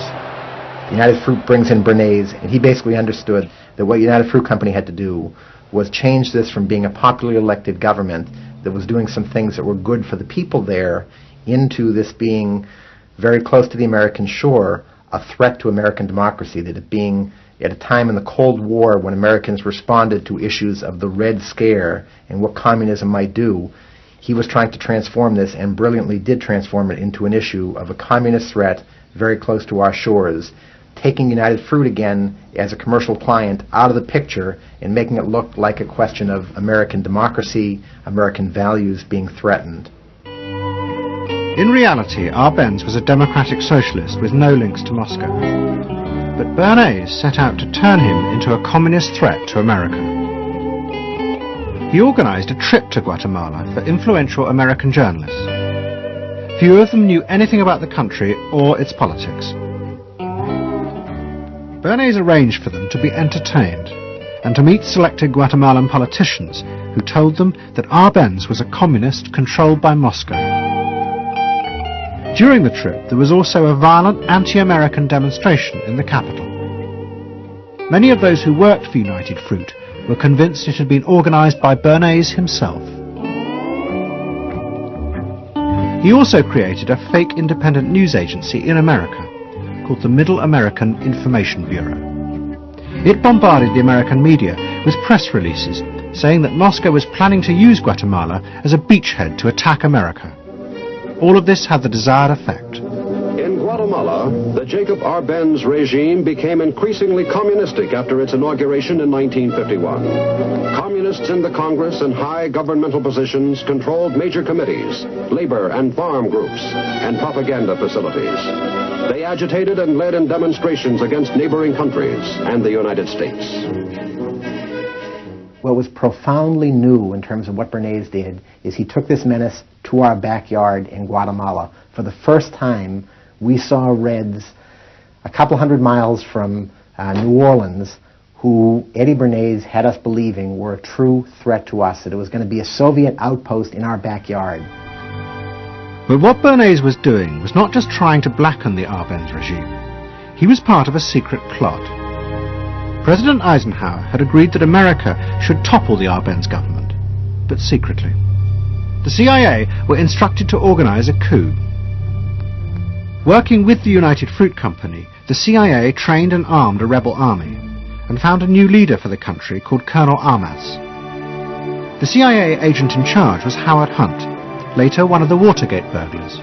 What we wanted to do was have a terror campaign to terrify Arbenz particularly, terrify his troops, much as the German Stuka bombers terrified the population of Holland, Belgium, and Poland at the onset of World War II, and just rendered everybody paralyzed. As planes flown by CIA pilots dropped bombs on Guatemala City, Edward Bernays carried on his propaganda campaign in the American press. He was preparing the American population to see this as the liberation of Guatemala by freedom fighters for democracy. He totally understood that the coup would happen when the public and the press, when conditions in the public and the press allowed for a coup to happen, and he created those conditions. He was totally savvy in terms of just what he was helping create there in terms of this overthrow. But ultimately he was reshaping reality, reshaping public opinion in a way that's undemocratic and manipulative. On June the 27th, 1954, Colonel Arbenz fled the country, and Armas arrived as the new leader. Within months, Vice President Nixon visited Guatemala. In an event staged by United Fruit's PR department, he was shown piles of Marxist literature that had been found, it was said, in the presidential palace. This is the first time in the history of the world that the communist government has been overthrown by the people. And for that we congratulate you and the people of Guatemala for the support they have given.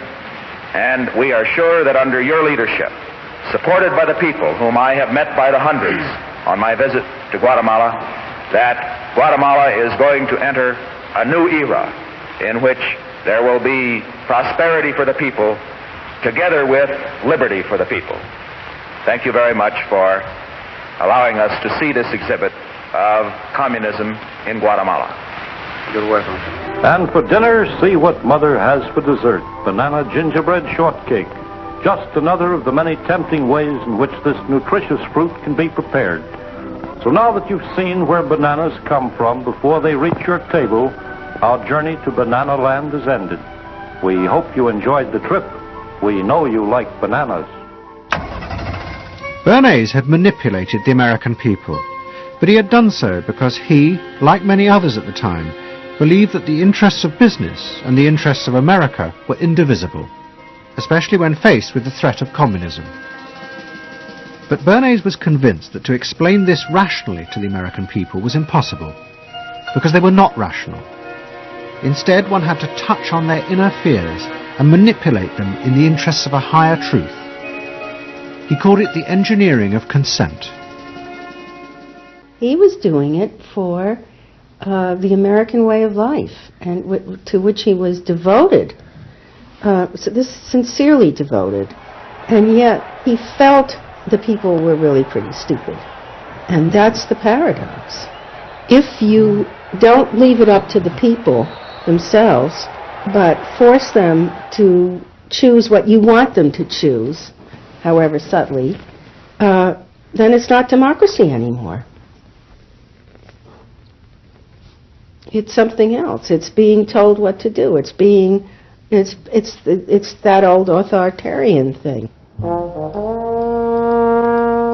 But the idea that it was necessary to manipulate the inner feelings of the American population in the interests of fighting the Cold War now began to take root in Washington. Above all, in the CIA, who were going to take it much further. They were concerned that the Soviets were experimenting with psychological methods to actually alter the memories and feelings of people, the aim being to produce more controllable citizens. It was known as brainwashing. Psychologists in the CIA were convinced that this really might be possible, and that they should try to do it themselves. The image of the human being that was being built up at that particular time was that there was a great deal of vulnerability in every human being, and that vulnerability could be manipulated to program somebody to be something that I wanted them to be, and they didn't want to be. That you could manipulate people in such a way that they could be automatons, if you will, for whatever your own purposes were. This was the image that people thought was possible. In the late 50s, the CIA poured millions of dollars into the psychology departments of universities across America. They were secretly funding experiments on how to alter and control the inner drives of human beings. The most notorious of these experiments was run by the head of the American Psychiatric Association, Dr. Ewen Cameron. Like many psychiatrists at that time, Cameron was convinced that inside human beings were dangerous forces which threatened society. But he believed that it was possible not just to control these forces, but actually remove them. He thought that psychiatry should not just concentrate on sick people, mentally ill, but should actually go into government, that politicians should listen to psychiatrists. Psychiatrists should be in every parliament and should direct and monitor political activities, because they knew in a rational, scientific way what was good for people. Cameron had set up a clinic in a hospital in Montreal called the Allen Memorial. It is now long since closed down. Cameron took patients who suffered a wide range of mental problems. His theory was that these resulted from forgotten or repressed memories. But he was impatient with the idea of using psychotherapy to uncover them. Instead, he would simply wipe them. Cameron used drugs, including LSD, and the technique of ECT, electroconvulsive therapy. It was conventionally used at that time to relieve depression. But Cameron was going to use it in a new way, to produce new people. He was really using it to try and change the fundamental function of the individual, to alter their past memories, their past ways of behaving, and as I think he said at one point, it is to just sort of erase everything from their past so that you then had a slate in which you could record new ways of behavior. And so he used massive doses of shock, people receiving several shocks a day, and over a course of time, hundreds of ECT treatments, so that they were just reduced to a sort of a very primitive vegetable state. I don't remember what happened to me. I was introduced to Dr. Cameron, and I don't remember Dr. Cameron at all. I don't remember any of that. They shipped me up to what they called the sleep room, and they gave me all of these electroconvulsive shock treatments and megadoses of drugs and LSD and all of that, and I have no memory of any of that.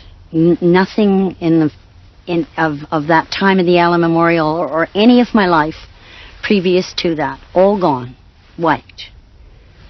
And then having depatterned somebody or brought them down to where basically nothing but the essential functions of the body were going on in terms of breathing and things of this nature.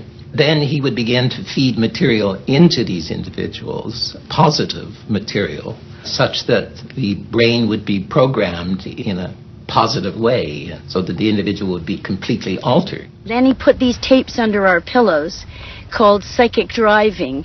He would then put back into this empty brain a program of whatever sort he decided upon, and the people like myself would wake up another person, I guess.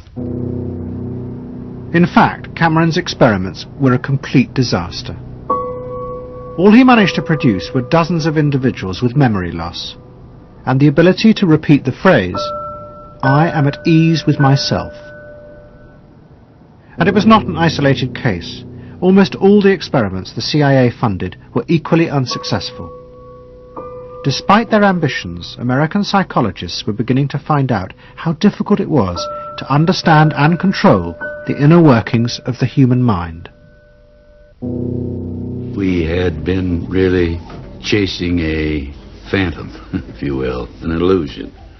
That the human mind was more capable of manipulation from the outside by outside factors than it is.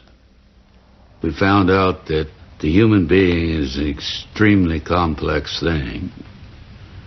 There were no simple solutions. But you've just got to bear in mind that these were very strange times. The psychoanalysts had come to power in America because of their theory that they knew how to control the dangerous forces inside human beings. But now the psychoanalysts were about to face a high-profile failure that would lead people to begin questioning the very basis of their ideas. It began in Hollywood. The film industry had become fascinated by psychoanalysis, and Anna Freud was a powerful influence on dozens of analysts in Los Angeles. They treated film stars, directors, and studio bosses. Anna Freud's closest friend was the most sought after of all, Ralph Greenson. And in 1960, the most famous star in the world turned to Greenson for help. Marilyn Monroe was suffering from despair and had become addicted to alcohol and drugs. Well, when I walked in to dinner, here was Marilyn Monroe. And I'd made a picture with her called All About Eve. This is dinner at Ralph Greenson's. Yes. And the only thing was that Ralph was trying to show her, Romy, I never called him Ralph in my life. Romy was trying to show her that the way a family life ought really to be. So we were walking the dog after us. I said, "What the hell are you doing here?" I said, "You never asked me to dinner." And he said, "You weren't that sick." And I said, "Oh, no." He said, "The point is just this child has no frame of reference. In other words, she doesn't know what the goal is." What Greenson did was follow Anna Freud's theory. If Marilyn Monroe could be taught to conform to what society considered a normal pattern of life, that would help her ego control her inner destructive urges. But Greenson pushed it to an extreme. He persuaded Monroe to move into a house nearby that was decorated like his own. He then took her into his own family life, and he, his wife, and his daughter played at being Monroe's own family. Greenson himself would become the model of conformity. And so this someone whom she regarded as important and whom she idealized, if he turned out to be a very gratifying father figure, her ego would benefit from that. That was the theory. His wife and children, everyone was involved, yeah. They were strengthening the person. They were strengthening the mind. They were strengthening the agent that controls inner life against adversity, against insufficiency, against too much frustration. So that Marilyn Monroe would no longer be a helpless person looking for love. She'd have enough love. But despite all his efforts, Greenson was unable to help Marilyn Monroe. On August the 5th, 1962, she committed suicide in her house.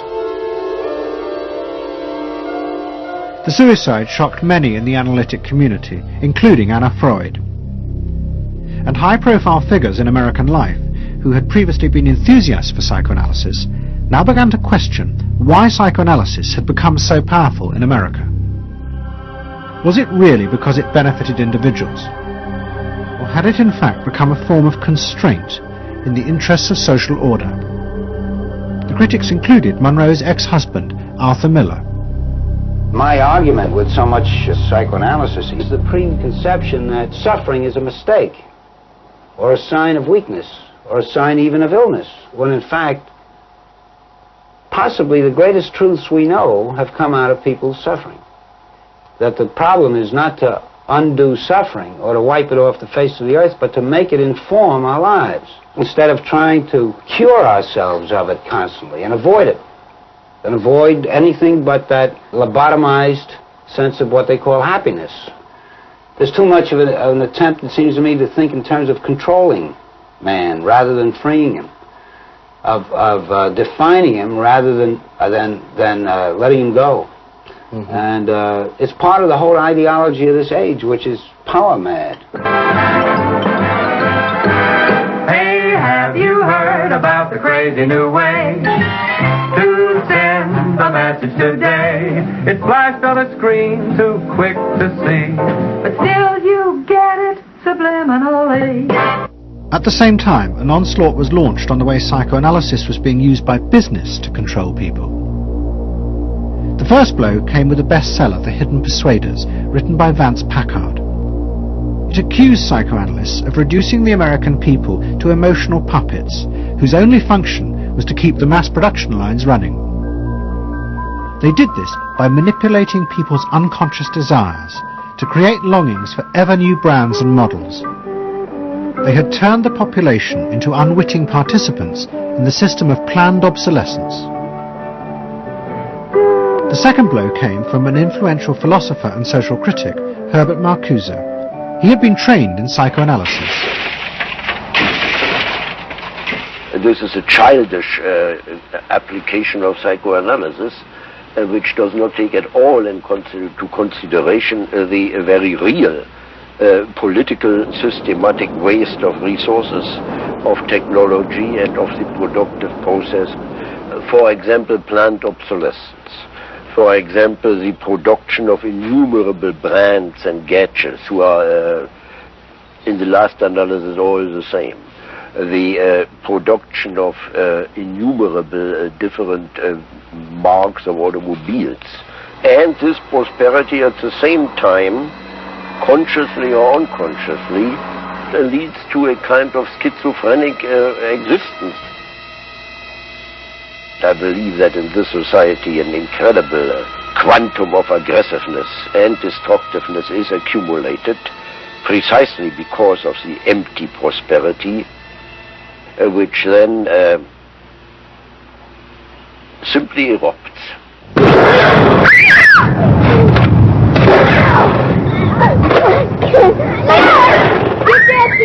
Marcuse's argument was not simply that psychoanalysis had been used for corrupt purposes. It was more fundamental. Marcuse said that the very idea that you needed to control people was wrong. Human beings did have inner emotional drives, but they were not inherently violent or evil. It was society that made these drives dangerous by repressing and distorting them. Anna Freud and her followers had increased that repression by trying to make people conform to society. In so doing, they made people more dangerous, not less. Marcuse challenged that social world, and he said that's a world that should not be adapted to.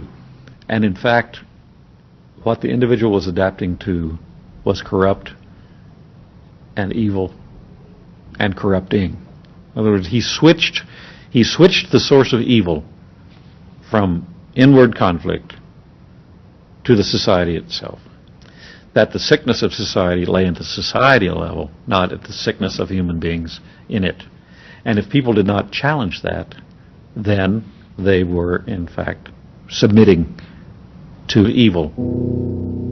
Modern psychology has a word that is probably used more than any other word in psychology. It is the word maladjusted. It is the ringing cry of modern child psychology, maladjusted. Now, of course, we all want to live the well-adjusted life in order to avoid neurotic and schizophrenic personalities. But as I move toward my conclusion, I would like to say to you today, in a very honest manner, that there are some things in our society and some things in our world for which I'm proud to be maladjusted. And I call upon all men of goodwill to be maladjusted to these things until the good society is realized. I must honestly say to you that I never intend to adjust myself through racial segregation and discrimination. I never intend to adjust myself to religious bigotry. I never intend to adjust myself to economic conditions that will take necessities from the many to give luxuries to the few leave millions of God's children smothering in an airtight cage of poverty in the midst of an affluent society. The political influence of the Freudian psychoanalysts was over. Instead, they were now accused of having helped to create a repressive form of social control. Anna Freud and Dorothy Burlingham lived on in Sigmund Freud's old house in London. In 1970, Dorothy's son Bob died of alcoholism. And in 1973, his sister Mabby returned for yet more analysis with Anna Freud. She went back for more analysis. She was living at 20 Maresfield Gardens in the Freud house, as I guess she did when she wasn't with her husband, and she committed suicide. She took an overdose of sleeping pills. In Freud's own house? In Freud's own house, right.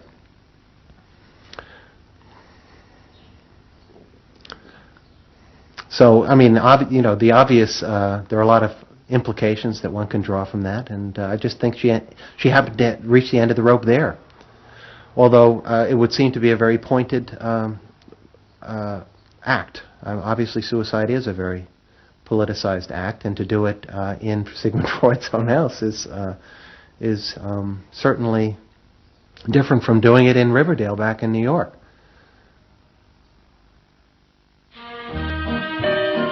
Next week's episode will tell the story of the rise to power of the enemies of the Freud family. They believed that the way to build a better society was to let the self free. But what they didn't realize was that this idea of liberation would provide business and politics with yet another way to control the self, by feeding its infinite desires. To be lonesome, you know not what it means to be blue. Someday you'll realize and pay for all those lies, then you'll know what it means to be blue.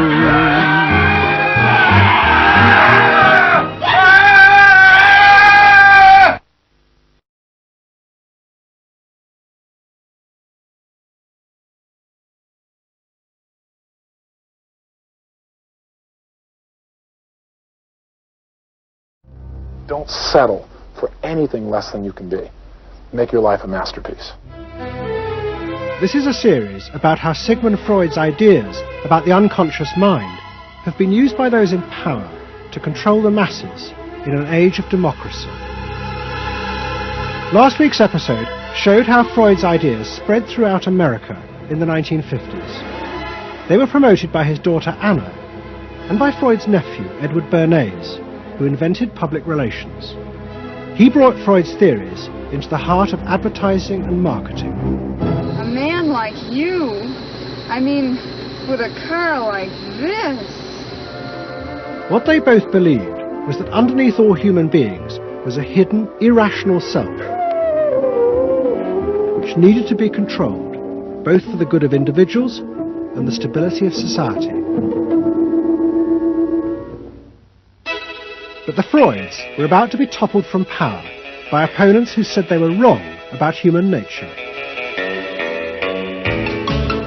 The inner self did not need to be repressed and controlled. It should be encouraged to express itself.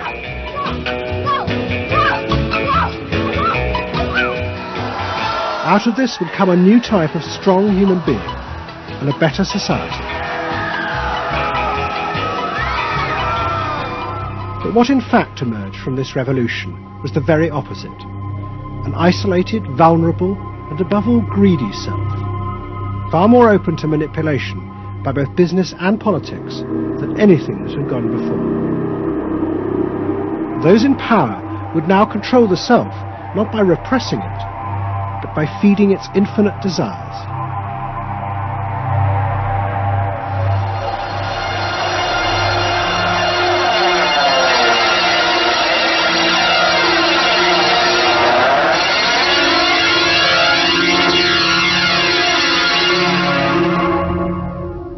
What goes on here is the liberation of feeling. In other words, feelings, not just memories, that have been suppressed. For example, screaming, crying, anger. You get a person who's really angry, and they're going to let it out. No! No, I could kill you. I'm an old man. Listen, I can't get all the strength into this that young people would get if they had those feelings. That wasn't bad. In the 1950s, a small group of renegade psychoanalysts began a new form of therapy. They worked in small rooms in New York City and encouraged their patients to express their feelings openly. I want help. I do. I want help. It was a direct attack on the ideas of the Freudian psychoanalysts, who had become rich and powerful, teaching Americans how to control their feelings. In Freud's work, you see, they were afraid of the feelings. They believed that what they wanted was contained people, very proper, doing the right thing and living a proper life. That's what they wanted. But not an intense emotional life. Freud wasn't emotional himself. I mean, he's an intellect, Freud. I was an intellect too, I know, but I'm also more than that now. The leader of this group was a man hated by Freud and his family. He was called Wilhelm Reich. Reich lived an isolated life in a house he had built for himself in remote mountains near the Canadian border. Reich originally had been a devoted disciple of Freud's in Vienna in the 1920s. But he had challenged Freud over the fundamental basis of psychoanalysis. Freud argued that at heart, human beings were still driven by primitive animal instincts. The job of society was to repress and control these dangerous forces. Reich believed the complete opposite. The unconscious forces inside the human mind, he said, were good. It was their repression by society that distorted them. That was what made people dangerous. Reich and Freud had two fundamentally differing views about what was essential human nature. At its core, Freud saw an uncontrolled, violent, warlike, raging inferno of emotions. Reich said these things are not the way human beings are originally destined to be. They're the result of not permitting the original impulse to express itself. The underlying natural impulse, Reich argued, was the libido, sexual energy. If this were released, then human beings would flourish. But this idea brought him into direct conflict not only with Sigmund Freud, but Freud's daughter Anna, who believed that the sexual forces in humans were dangerous if not controlled. My father thought that you should liberate the libido and have freedom. And he developed a theory rather early that neuroses were due to lack of good orgasm, or any orgasm. And that was, Anna Freud, you know, was a virgin. I mean, this is very important because she never had a sexual relation with a man. And here was this man preaching that the way to health was through orgasm. And here was this woman who had been analyzed by her father because she was masturbating. So here's this woman who's opposed to sexuality, really, and here's this man who's preaching sexual freedom. I mean, there was bound to be a clash, wasn't there? The conflict came to a head at a conference in 1934 in Switzerland. Anna Freud, who had by now become the acknowledged leader of the psychoanalytic movement, forced Wilhelm Reich out. She destroyed his career. She got rid of him, very definitely. And I guess part of what I'm doing is getting rid of her. Explain. Well, I think that Anna Freud shouldn't get away with what she did, that it should be known. Maneuvering to get him kicked out of the International Psychoanalytic Association. So you're taking revenge? You might say so, right? Or wronging a right? No, righting a wrong. You better cut that one out. Isn't that called a Freudian slip? Yes, it is.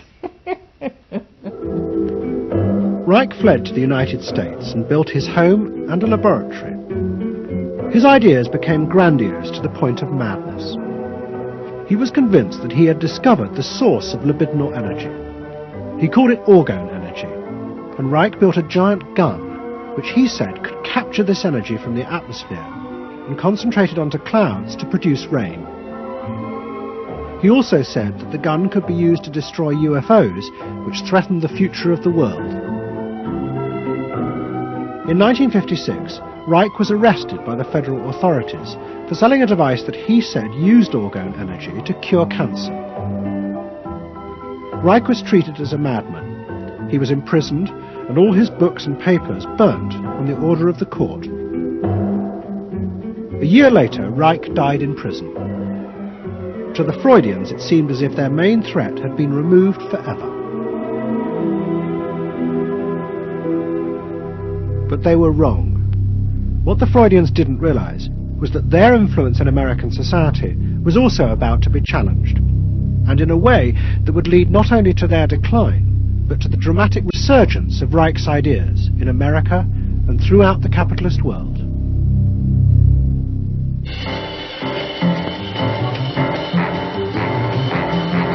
The consumer is king.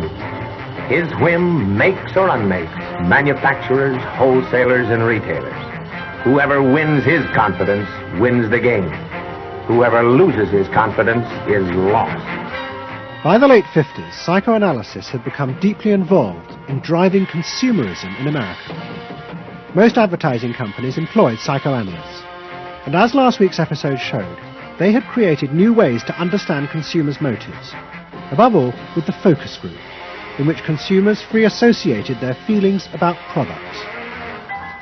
Out of this came new ways to market products by appealing to the hidden unconscious desires of the consumer. Memorability. Sheer deception. Great. Tilt-away steering wheel. A twin saint, a mistress. Something intimate is going on. But in the early 60s, a new generation emerged who attacked this. They accused American business of using psychological techniques to manipulate people's feelings and turn them into ideal consumers.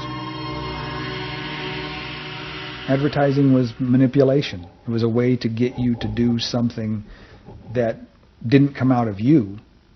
It came out of somebody else. Somebody else said, this year you should be wearing powder pink shirts with matching powder pink buck shoes. And I said, why? That's not who I am. That's who somebody else is. They wanted you to be somebody who would buy their stuff. This whole feeling of being somebody else's tool. I don't want to be that. I don't want to be somebody else's man. I want to be me. In the mid-60s, a protest movement began on America's campuses. One of the students' main targets was corporate America. They accused the corporations of brainwashing the American public. Consumerism was not just a way of making money, it had become the means of keeping the masses docile, while allowing the government to pursue a violent and illegal war in Vietnam. The student's mentor was a famous radical philosopher called Herbert Marcuse. Marcuse had studied psychoanalysis and was a fierce critic of the Freudians. They had, he said, helped to create a world in which people were reduced to expressing their feelings and identities through mass-produced objects. It resulted in what he called one-dimensional man, conformist and repressed. The psychoanalysts had become the corrupt agents of those who ruled America. It was one of the most striking phenomena to see to what extent the ruling power structure could manipulate, manage and control not only the consciousness but also the subconscious and unconscious of the individuals. And this took place on a psychological basis by the controls and the manipulation of the unconscious primary drives which Freud stipulated. Think about it, dear American people out there. You hear him, Al? You're all brainwashed, kiddies. You're all brainwashed. That's why you're here. So they're saying right now, kill the bum. Look, I look at you in the living room. You know, you're saying, kill me.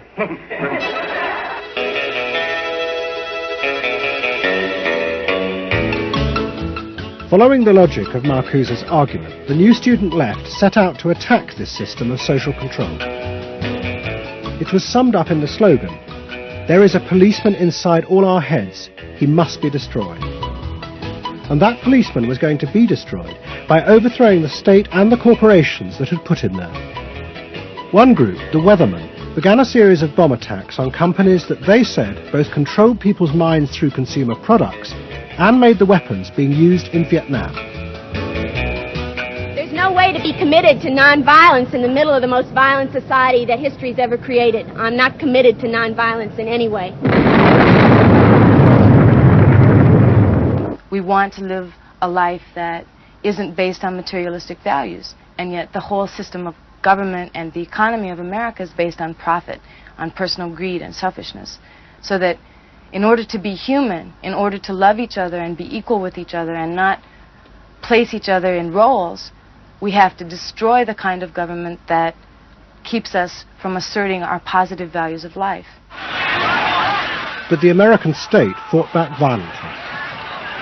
At the Democratic Convention in Chicago in 1968, the police and the National Guard were unleashed to attack thousands of demonstrators. It was the start of a phase of ruthless repression of the New Left in America. It culminated in the killing of 4 students at Kent State University 18 months later. In the face of this, the left began to fall apart. We had met the force of the state. It was much bigger and stronger and more powerful than we realized. And at that point, what seemed to happen was that there was a change in tactics. Confronted by this violent repression, many in the New Left began to turn to a new idea. If it was impossible to get the policeman out of one's head by overthrowing the state, instead one should find a way of getting inside one's own mind and removing the controls implanted there by the state and the corporations. Out of this would come a new self, and thus a new society.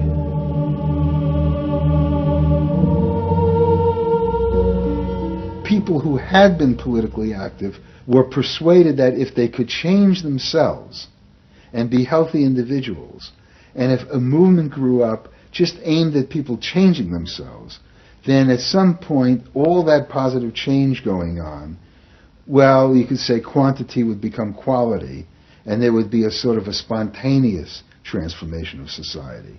But political activism was not required. It's about making a new you, that if enough people changed the way they were, that the society would change. So the personal became political? Yes, the personal became political. Without changing the personal, you didn't stand a chance of changing the political. Coming up against the state power of the United States was not an option. I mean, they outgunned us.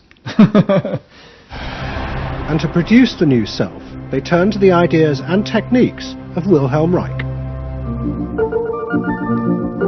Since his death, a small group of psychotherapists had been developing techniques based on Reich's ideas. Their aim was to invent ways that would allow individuals to free themselves from the controls implanted in their minds by society. Their center was a tiny old motel on the remote coast of California. It was called the Esalen Institute. The dominant figure at Esalen was a psychoanalyst called Fritz Perls. Perls had been trained by Reich and had developed a form of group encounter in which he pushed individuals to publicly express the feelings inside them that society had said were dangerous and should be repressed. It's a basic fear of that thing inside me, like a little demon in there. It doesn't come out very often. It's really hard to get it out. Now put the thing inside you on that chair and talk to it. Perls used to call this getting on the hot seat in front of a group. If this were the hot seat and you were Perls, and you would guide me into this process of self-enactment, self-revelation, of staying present to all the parts of yourself and noticing it, and then taking ownership of this. As the demon? Yeah. Yes, I can come out. I can come right out of him, and I can push him aside. So that Say you. I can push you aside. Yeah. Be the demon with each one of us. I can make you all cry. I can make you all feel terrible. Maybe even forever. I can make this mouth here, do things and say things. I can almost destroy anyone, each one of you, if I get out. There isn't one of you that I would spare. Not even you. Yeah. How do you feel now? I feel better. I feel very honest. Yeah. And you notice the increase of power. In other words, taking ownership of who you are and how you act and how you feel. Your whole being in the world. In other words, giving you autonomy, owning your freedom. I'm frightening. When I have my power, I'm frightening.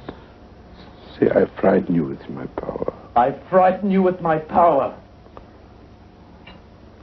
Now, where do you feel your power? In your hands? In your muscles? Where else? Wake up! I want you to do for me, God damn you! Okay. Stop it. You. It was not phony movement. That's what I wanted to do, and I did it. What Perls and others working at Esalen believed was that they were creating ways that allowed individuals to express their true inner selves. I want them to applaud for me. Out of this, they believed, would come new autonomous beings free of social conditioning. To the left, defeated in the wake of Chicago, it was an enormously attractive idea. These techniques could be used to unleash a new, powerful self, strong enough to overthrow the old order.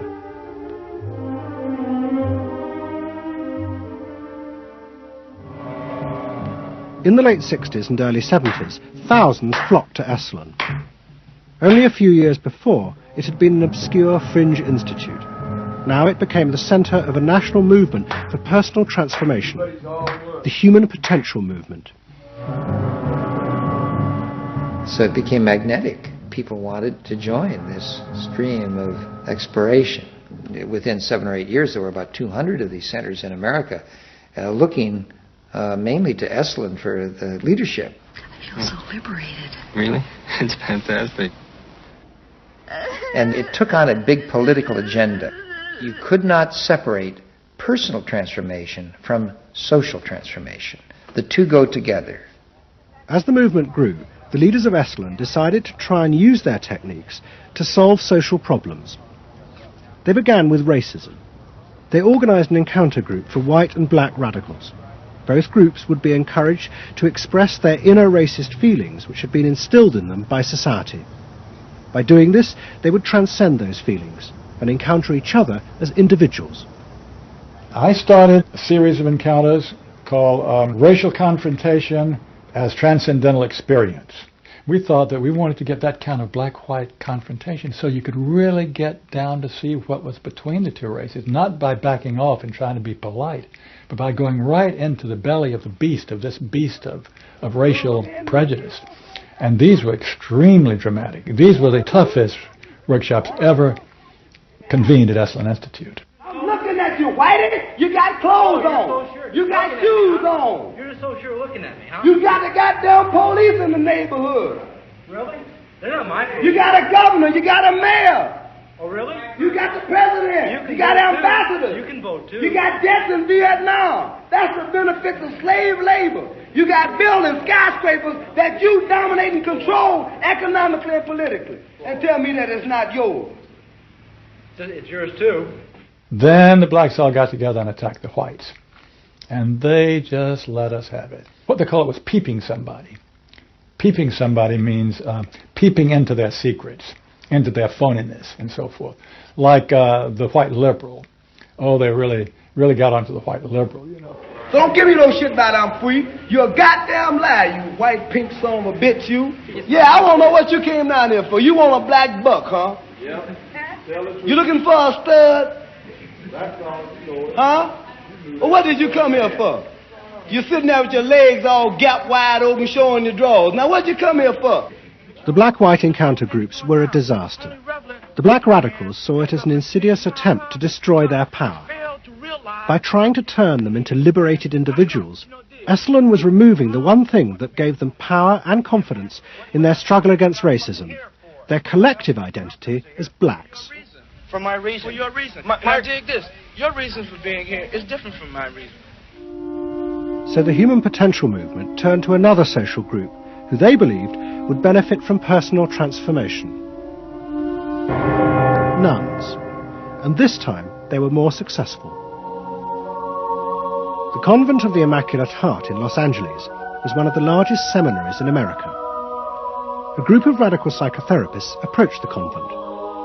They wanted to try out their techniques for personal liberation on individuals whose identities were defined by a series of external rules which they had deeply internalized. The convent, anxious to appear modern, agreed to the experiment. And we did weekend encounter workshops for several hundred Immaculate Heart nuns. Nuns who were reserved, and they tended to be more reserved than other normal people, were told, don't be so reserved, let it all out. You're a good person. You can afford to be who you really are. You don't need to play the role of a nun. You don't need to keep downcast eyes. And prudence is an oversold virtue. You're trying to assert yourself, trying to find out who you are, who you're becoming. At the same time, you're trying to live a life of dedication, of service, and you're trying to make all these things fit into who you are, and you're just, you know, it's such a turmoil at times that you just blow a gasket and do silly, crazy things, you know. Running around the orchard and stealing oranges and taking Cokes out of the refrigerator and crazy things. I felt like I was being a hypocrite, and I wanted people to respect me for what I was, not for what I was wearing. And so I'm glad for the change. You feel frightened, but you'll go on. Oh, yeah, I'm scared to death, but it's worth it. The experiment began to transform the convent. The nuns voted to discard their habits in favor of ordinary clothes. But the psychotherapists found they had awoken other forces. Solid. One of the things we unleashed was sexual energy. The kind of thing that the church had been very good at restraining was no longer to be restrained. One sister who was a member of the community, she got the idea that she could be freer than she had been before, and she seduced one of her classmates and then seduced the mistress of novices, who was an older woman, very reserved, and her program of freeing this older woman was sexual. She drove her to the store, and when they drove back and drove into the garage, she leaned over and gave her a big kiss on the lips, and thereafter, sister, who had perhaps never been kissed before, was ready for more. The effect of the experiment on the convent was cataclysmic. Within a year, 300 nuns, more than half the convent, petitioned the Vatican to be released from their vows. And 6 months later, the convent closed its doors. All that was left was a small group of nuns, but they had become radical lesbian nuns. The rest gave up the religious life. They gave up being nuns. They did, yeah, they became persons. By the late 60s, the idea of self-exploration was spreading rapidly in America. Encounter groups became the center of what was seen as a radical alternative culture based on the development of the self, free of a corrupt capitalist culture. We just want the freedom to be ourselves, and that's for love, for experience, positive way of life. We don't say that you're wrong. We just want to be free to be what we want to be, or what we find ourselves to be, as we continue to search ourselves. And it was beginning to have a serious effect on corporate America, because these new selves were not behaving as predictable consumers. The life insurance industry in particular was concerned that fewer and fewer college students were buying life insurance when they left university. They asked Daniel Yankelovich, America's leading market researcher, to investigate. He had studied psychoanalysis. The life insurance business, more than any other business at the time, was built on the Protestant ethic. You only bought life insurance if you were a person who sacrificed for the future.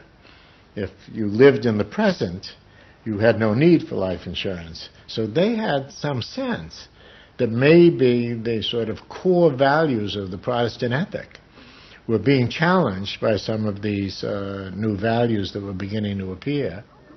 And I was really astonished at what I found.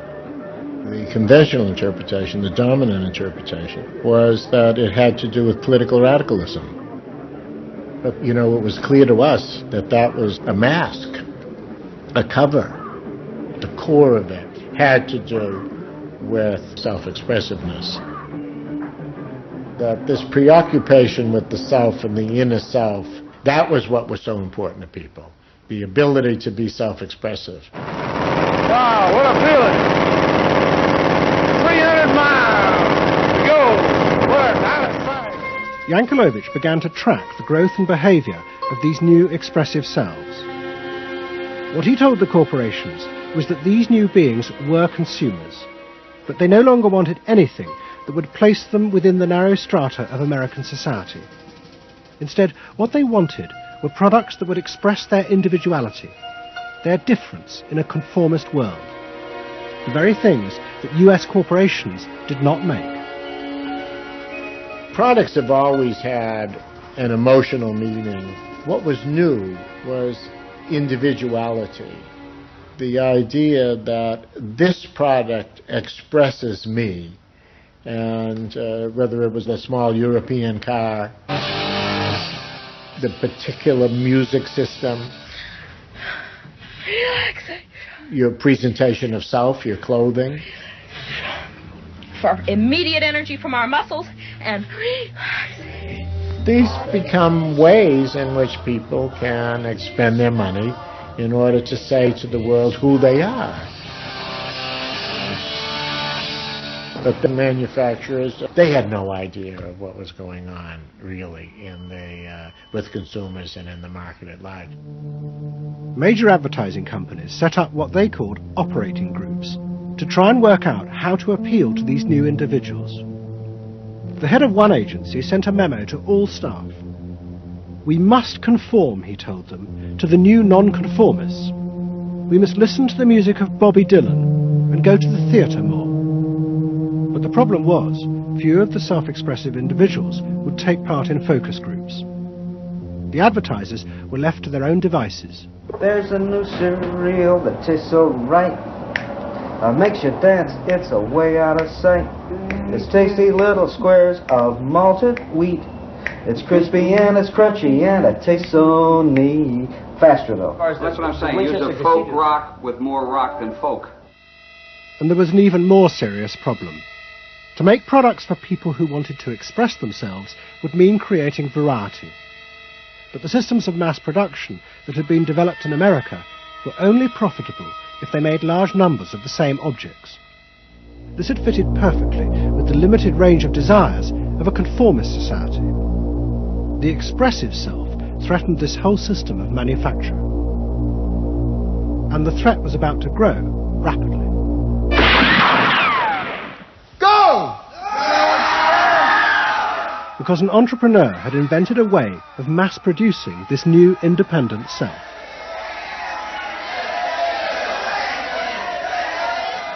He was called Werner Erhard. Some of the stuff that we traditionally think of as being in your mind is actually in the world, because you're moving to that too. Erhard had invented a system called EST, Erhard Seminar Training. Hundreds of people came for weekend sessions to be taught how to be themselves. And EST was soon copied by other groups, like Exegesis in Britain. Many of Erhard's techniques came from the human potential movement, but he criticised the movement for not having gone far enough. Their idea that there was a central core inside all human beings was, he said, just another limitation on human freedom. In reality, there was no fixed self, which meant that you could be anything that you wanted to be. The thesis of the human potential movement was that there was something really good down in there. And if you took these layers off, what you were going to wind up with was a kernel, a something that was innately self-expressive, that was the true self, that was going to be a wonderful thing. In actuality, you found people who'd gone to the last layer and took off the last layer and found that what was left was nothing. All right, push! Move! Do it! The S sessions were intense and often brutal. The participants signed contracts agreeing not to leave and to allow the trainers to do anything they thought necessary to break down their socially constructed identities. You're going to get sandwiched in there. Push! Go for a win! If I push harder than you do, I'm going to squash you. So you better push fast. Now, hard, do it! That's it, do it! Yeah! Push! Good! Good! Good! Again! Yes!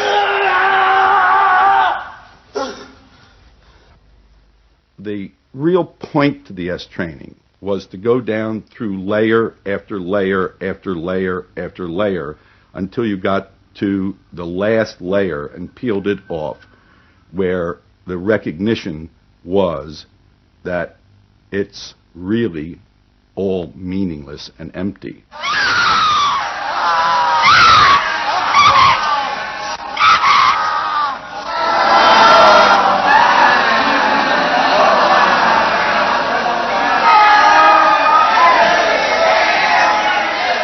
Now, that's existentialism's endpoint. S went a step further in that people began to recognize that it was not only meaningless and empty, but it was empty and meaningless that it was empty and meaningless. And in that there's an enormous freedom. All the constrictions, all of the rules you've placed on yourself are gone. And what you're left with is nothing. And nothing is an extraordinarily powerful place to stand, because it is only from nothing that you can create. And from this nothing, people were able to invent a life, and allowing them to create themselves. Invent themselves. You can be what you want to be. I want you to start to make that sound, and on that sound, create and people the world the way you want to create it. What Earhart did was to say that only the individual matters, that there is no societal concern, that you living a fulfilled life is all you need be concerned about. S people came out of those trainings feeling that it wasn't selfish to think about yourself, it was your highest duty. So kiss me and smile for me. Tell me that you'll wait for me. Hold me like you never let me go. The training is 2 weekends, and it was quite an incredible experience in my life. I'll forever be grateful for the experience. I got a great deal out of it. We really want to know who we are. There are things going on. We learn more and more about ourselves all the time. And to really find out what it is that makes us tick and how we are discovering ourselves. S became hugely successful. Singers, film stars, and hundreds of thousands of ordinary Americans underwent the training in the 1970s. But in the process, the political idea that had begun the movement for personal transformation began to disappear. The original vision had been that through discovering and expressing the self, a new culture would be born, one that would challenge the power of the state. We will not let them separate our culture from our politics. We are a people. We are all together. But what was now emerging was the idea that people could be happy simply within themselves, and that changing society was irrelevant. One of the proponents of this was Jerry Rubin. In 1968, Rubin, as leader of the Yippies, had led the march on Chicago, but now he had undergone S training.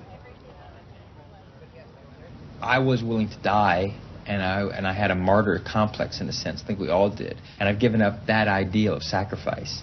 And I'm not as I'm not as overwhelmingly moved by injustice as I was. And now we reincarnated ourselves from within.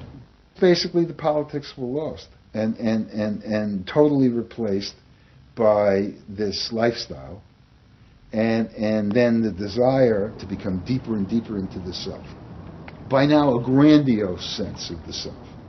And my good friend and one of the original Yippie founders, Jerry Rubin, definitely moved in that direction. And I think he was beginning to buy into the notion that he could be happy and fully self-developed on his own. Socialism in one person. Yes. Was he alone in that trajectory? Although that, of course, is capitalism. That's the whole joke. I think it's funny. I think it's funny because people spend so much of their life being bedeviled by their past and being locked into their past and being limited by their past. And there's an enormous freedom from that. Letting people create themselves. Est was only the most vivid and intense expression of an idea that was spreading rapidly through all strata of American society. Books and television programs promoted the idea that one's first duty was to be oneself. And those monitoring this shift were astonished at the speed with which the idea was spreading. In 1970, it was a small percentage of the total population, maybe 3 to 5%. By 1980, it had spread to the vast majority of the public, up to 80%. You asked the question, how do you get self-actualized? You take this day and you say, when I shave every morning, I look in that mirror, I say to myself, I really say this, I say, nobody is going to ruin this day for you, Wayne Dyer, nobody. That this preoccupation with the self and the inner self traveled and spread throughout the society in the 1970s. It helped me to stop living in the past and start building from today and using my experiences in a positive way to be a better person today and tomorrow. But then the problem comes, well, how do you be self-expressive? And it was at this point that American capitalism decided it was going to step in and help these new individuals to express themselves. And in the process, make a lot of money. The first thing they were going to do was to find a way of getting inside their heads, to discover what these new beings wanted in order to be themselves. This came not from Madison Avenue, but from one of the most powerful scientific research institutes in America. Stanford Research Institute in California worked for corporations and government. It had done much of the early work on computers, and was also working for the Department of Defense on what would become the Star Wars project. In 1978, a group of economists and psychologists at SRI decided to find a way to read, measure, and fulfill the desires of these new, unpredictable consumers. The idea was to create a rigorous tool for measuring a whole range of desires, wishes, values that prior to that time had been kind of overlooked. They say in business, what gets measured gets done. We were basically telling manufacturers, if you're really going to satisfy not just the basic needs, but individuated wants, whims, and desires of more highly developed human beings, you're going to have to segment. You're going to have to individuate. To do this, SRI turned for help to those who had begun the liberation of the self. In particular, one of the leaders of the human potential movement, a psychologist called Abraham Maslow. Through observing the work at places like Esalen, Maslow had invented a new system of psychological types. He called it the hierarchy of needs, and it described the different emotional stages that people went through as they liberated their feelings. At the top was self-actualization. This was the point at which individuals became completely self-directed and free of society. The team at SRI thought that Maslow's hierarchy might form the basis for a new way to categorize society, not by social class, but by different psychological desires and drives. To test this, they designed a huge questionnaire with hundreds of questions about how people saw themselves, their inner values. The questions were designed to see whether people fitted into Maslow's categories. We were trying to find out what people really felt like. So we asked these really penetrating questions, and we hired a company that administers surveys, to do them. They said they've never seen anything like it. Usually you have to send out a postcard 6 weeks and then another postcard, and then you got to call the people up, to get the return rates up. We had an 86% return, and they only sent out one postcard. People loved filling out this questionnaire. We got several questionnaires back with a note attached saying, do you have any other questionnaires I could fill out? Because we were asking people to think about things that they had never thought about before, and they liked thinking about them. Like what? Like what they felt inside? Yeah, like what they felt inside. What motivated them? What was their life about? What was important to them? It was sort of like, wow. The answers were then analysed by computer. It revealed that there were underlying patterns in the way people felt about themselves, which fitted Maslow's categories. And at the top of the hierarchy were a large and growing group which cut across all social classes. The SRI team called them the inner directives. These were people who felt they were not defined by their place in society, but by the choices they made themselves. But what SRI discovered was that these people could be defined by the different patterns of behaviour through which they chose to express themselves. Self-expression was not infinite. It fell into identifiable types. And the SRI team invented a new term for it: lifestyles. They had managed to categorize the new individualism. They called their system Values and Lifestyles, VALS for short. At the forefront of this change are 3 new VALS groups we call inner directive. These are people for whom personal satisfaction is more important than status or money.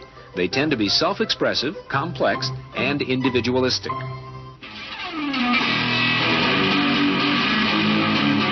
Rob is an I am me.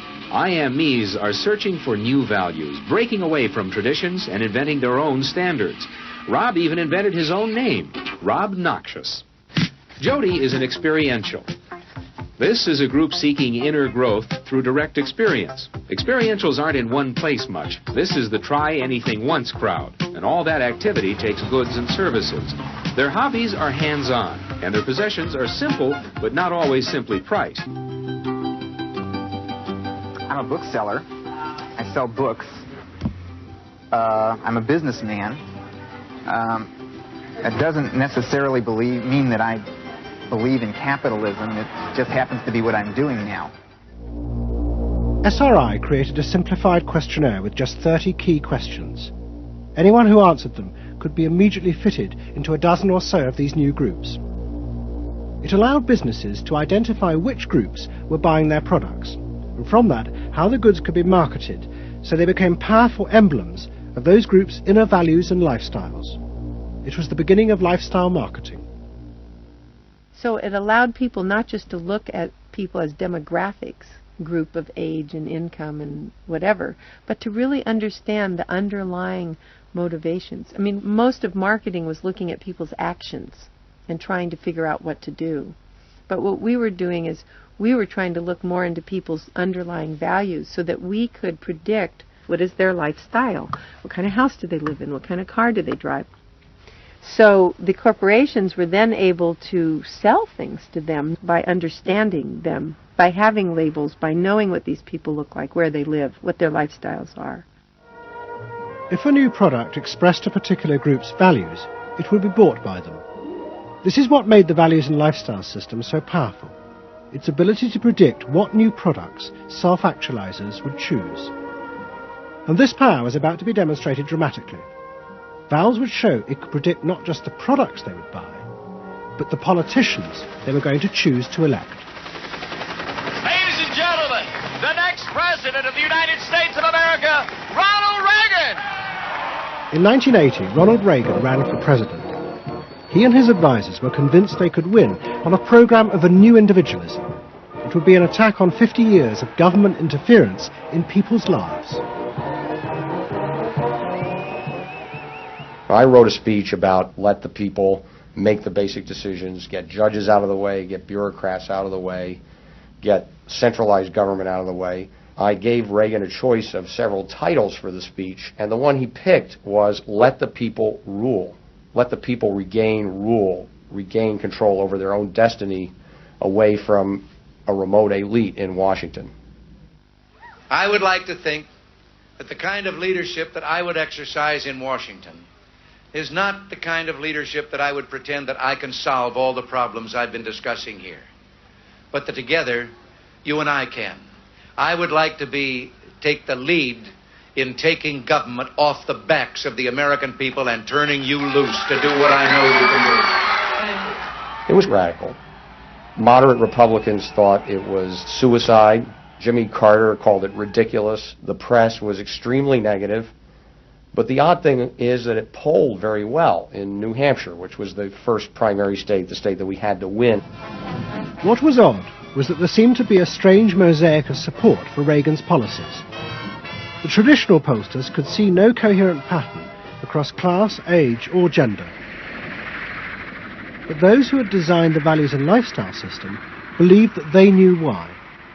They were testing their system in both America and Britain, and they were convinced that both Reagan's and Mrs. Thatcher's message about individual freedom would appeal to the group at the top of their hierarchy, the inner directeds, because it fitted with the way they saw themselves. They were really concerned about being individuals, being individualistic.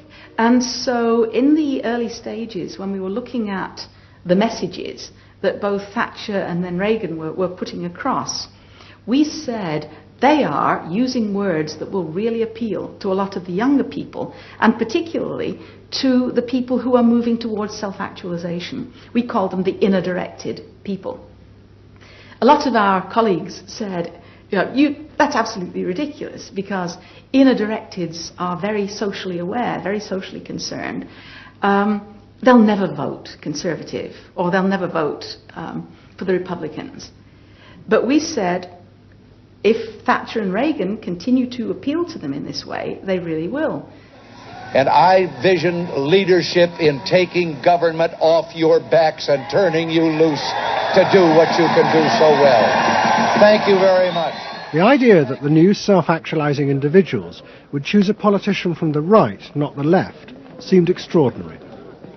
But to test their prediction, the Values and Lifestyles team did a survey of voting intentions, and they correlated it with their new psychological categories. When we said in our surveys, who are you going to vote for, sure enough, it was the inner-directeds who said that they would vote for Thatcher and for Reagan. And they made the difference in those elections because of their voting for Thatcher and Reagan. And it really surprised our colleagues, even within my own organisation. It really showed the power of this approach, because it's very difficult to identify inner-directeds on the street. These people who voted for Thatcher and Reagan, these inner-directeds, came from any walk of life. It's really hardly correlated with social class at all. I mean, if you just go along and look at age, sex, social class, you would never pick them up. But if you really go along with a questionnaire that gets at their values, then you can identify them very easily. And that was new? And that was completely new, yeah. At the beginning of 1981, Ronald Reagan was inaugurated as president. But he took charge of a country that was facing economic disaster. The terrible inflation of the 1970s had destroyed much of America's traditional heavy industries, and millions were unemployed. But true to his campaign promises, Reagan told the country he would not step in to help, as all previous governments had since the war. These United States are confronted with an economic affliction of great proportions. We suffer from the longest and one of the worst sustained inflations in our national history. Idle industries have cast workers into unemployment, human misery, and personal indignity. In this present crisis, government is not the solution to our problem. Government is the problem. But America's ailing economy was about to be rescued, not by government, but by the new groups that the market researchers had identified, the self-actualizing individuals. They were about to become the motor for what would be called the new economy. You can be what you want to be. So regarding V8, what do you really want? A tasty product that's good for me. What do you want that for? One technique is that we ask people the same question over and over and over again, and we say, what do you want? What do you really want? What do you want that for? And they start to talk about it, and they kind of get intimate with what's going on. What we're doing with that technique is unpeeling the onion. If you want to think of a person kind of having layers and layers and layers of protection and thoughts and behaviors and beliefs, we want to get to that center core. In the wake of the invention of values and lifestyles, a vast industry of psychological market research grew up. And the old technique of the focus group, invented by the Freudian psychoanalysts in the 50s, was used in a new and powerful way. The original aim of the focus group had been to find ways to entice people to buy a limited range of mass-produced goods. But now focus groups were used in a different way to explore the inner feelings of lifestyle groups, and out of that invent whole new ranges of products, which would allow those groups to express what they felt was their individuality. And the generation who had once rebelled against the conformity imposed by consumerism now embraced it because it helped them to be themselves. What capitalism managed to do that was brilliant was to actually create products that people like me would be interested in, that people like Jerry Rubin would be interested in. Capitalism developed a whole industry at developing products that evoked a larger sense of self. That seemed to agree with us that the self was infinite, that you could be anything you wanted to be, that took our philosophy and agreed with it, and then created products that supposedly helped you, aids, that helped you be this limitless self. The product sells you a way of life, a way of being. The product sells you values. You dress this way, you live in a house like this, you have furniture like this, you use this computer. Do you have regular jeans or? Oh, Gloria Vanderbilt does a lot in denim, in silks, and in cotton. You eat in these restaurants, there are values there, hipness, coolness. This is not, I repeat, not a marketing scheme. So the notion that you could buy an identity replaced the original movement notion that you were perfectly free to create an identity. And you were perfectly free to change the world and make the world anything you wanted it to be. Well, what I wear is a statement. And this vast range of new desires fitted perfectly with changes in industrial production. Computers now allowed manufacturers to economically produce short runs of consumer goods. The old restrictions of mass production disappeared, as did the worry that had bedeviled corporate America ever since mass production had been invented, that they would produce too many goods. With the new self, consumer desire seemed to have no limit. In the United States, the concern of companies was always that supply would outstrip demand, that we were producing too much, and that there was not a market for it. You don't hear that kind of talk anymore, because you've gone from a conception of a market of limited needs, and if you fill them, they're filled, to a market of unlimited, ever-changing needs dominated by self-expressiveness. That products and services can satisfy in an endless variety of ways, and ways that change all the time. And consequently, economies have unlimited horizons. Out of this explosion of desire came what seemed a never-ending consumer boom that regenerated the American economy. The original idea had been that the liberation of the self would create new kinds of people, free of social constraint. That radical change had happened, but while the new beings felt liberated, they had become increasingly dependent for their identity on business. The corporations had realized that it was in their interests to encourage people to feel that they were unique individuals and then offer them ways to express that individuality. A world in which people felt they were rebelling against conformity was not a threat to business, but its greatest opportunity.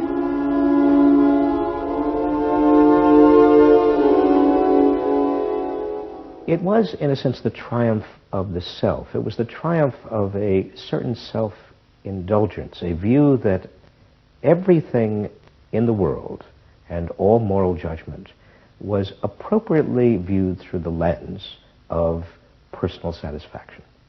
Indeed, the ultimate ending point of that logic is that there is no society. There is only a bunch of individual people making individual choices to promote their own individual well-being.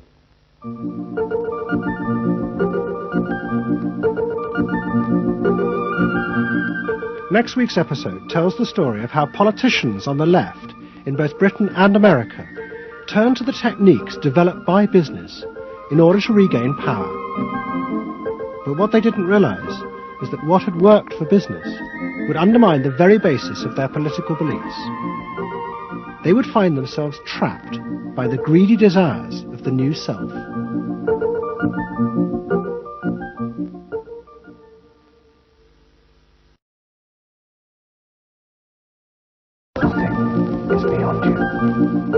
This is the story of the rise of an idea that has come to dominate our society. It is the belief that the satisfaction of individual feelings and desires is our highest priority. Today we're going to tell you how to get whatever you want. I wanted to live a different life that wasn't available to me in the image I was born. I'm here, look at me, notice me. Previous episodes have shown how this rise of the self was fostered and promoted by business. They had used the ideas of Sigmund Freud to develop techniques to read the inner desires of individuals and then fulfill them with products. This final episode is about how that idea took over politics. It tells the story of how politicians on the left, in both America and Britain, turned to these techniques to regain power. They believed that they were creating a new and better form of democracy, one that truly responded to the inner feelings of individuals. But what the politicians didn't realize was that the aim of those who had originally created these techniques had not been to liberate the people, but to develop a new way of controlling them in an age of mass democracy.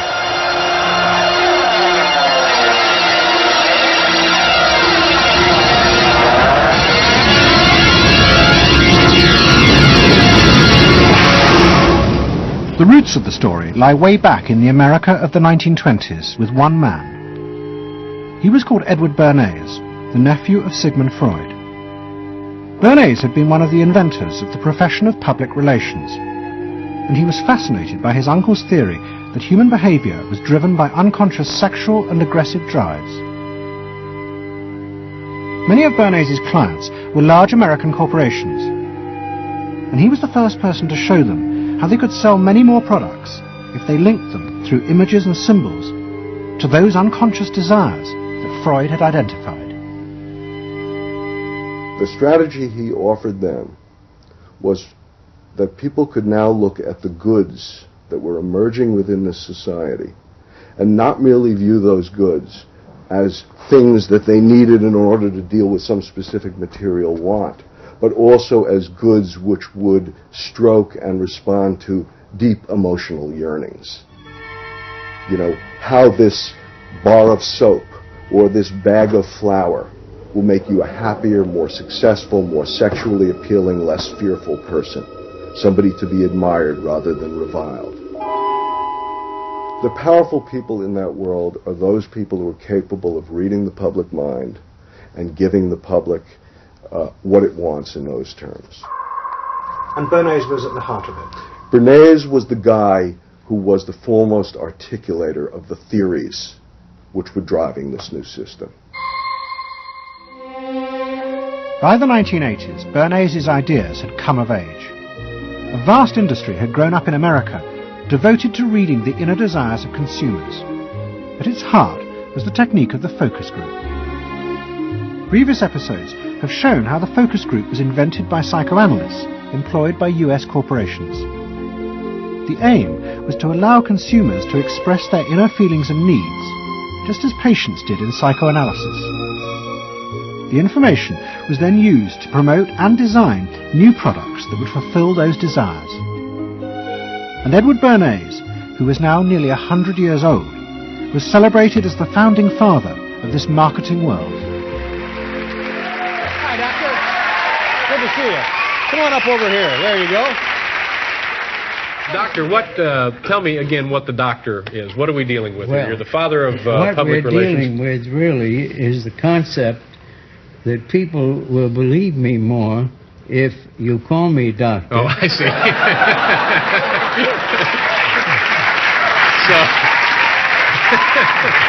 It's a good idea.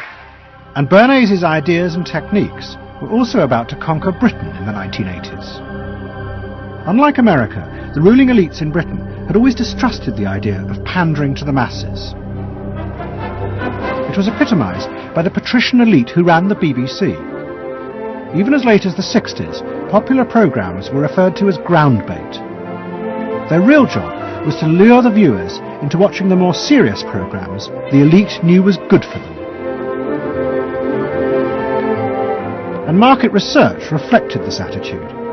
Individuals were observed and classified by market researchers according to their social class, from A through C2, D and E. Probably they might be C2. Yes, I think by the way they're carrying their luggage, all no taxi, no taxi, and all stuffed in the bags like that. I think the lady possibly sets her own hair, which is always an indication. The children are nicely dressed. Yes, they are. Probably a skilled worker. A skilled, yes, a skilled worker. I would say so. Yes, I would say so. Certain apprenticeship or done some. That's qualifying. We agree then. Yes, we think C2. We think so. Yes. When people were asked their opinion about both products and politics, they were selected by social class and asked only strictly factual questions about what they thought.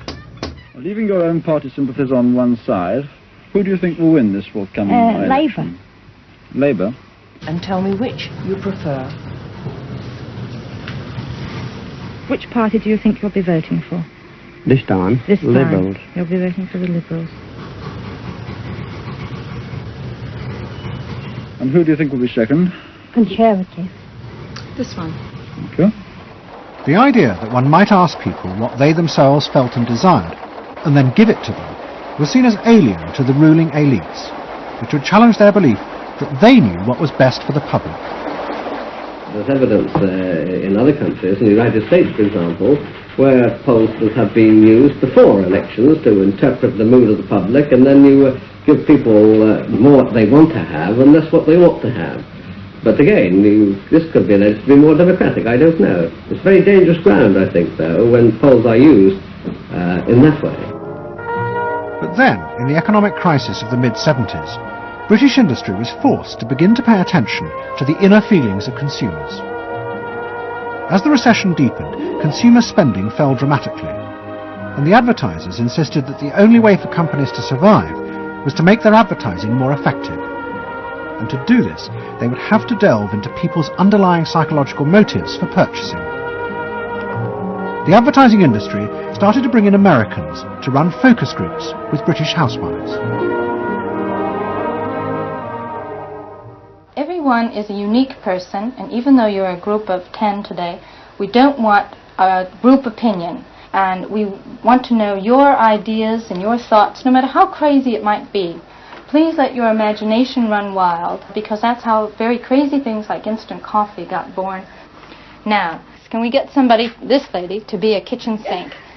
And kitchen sink, how do you feel with these things that are being used to clean you up? Well, I've got to feel clean. I've got to be kept clean. So I feel that. I should hate it if I was all greasy, so I've got to be easy to clean. Okay, now the housewife, this lady, what would you use to clean your kitchen sink?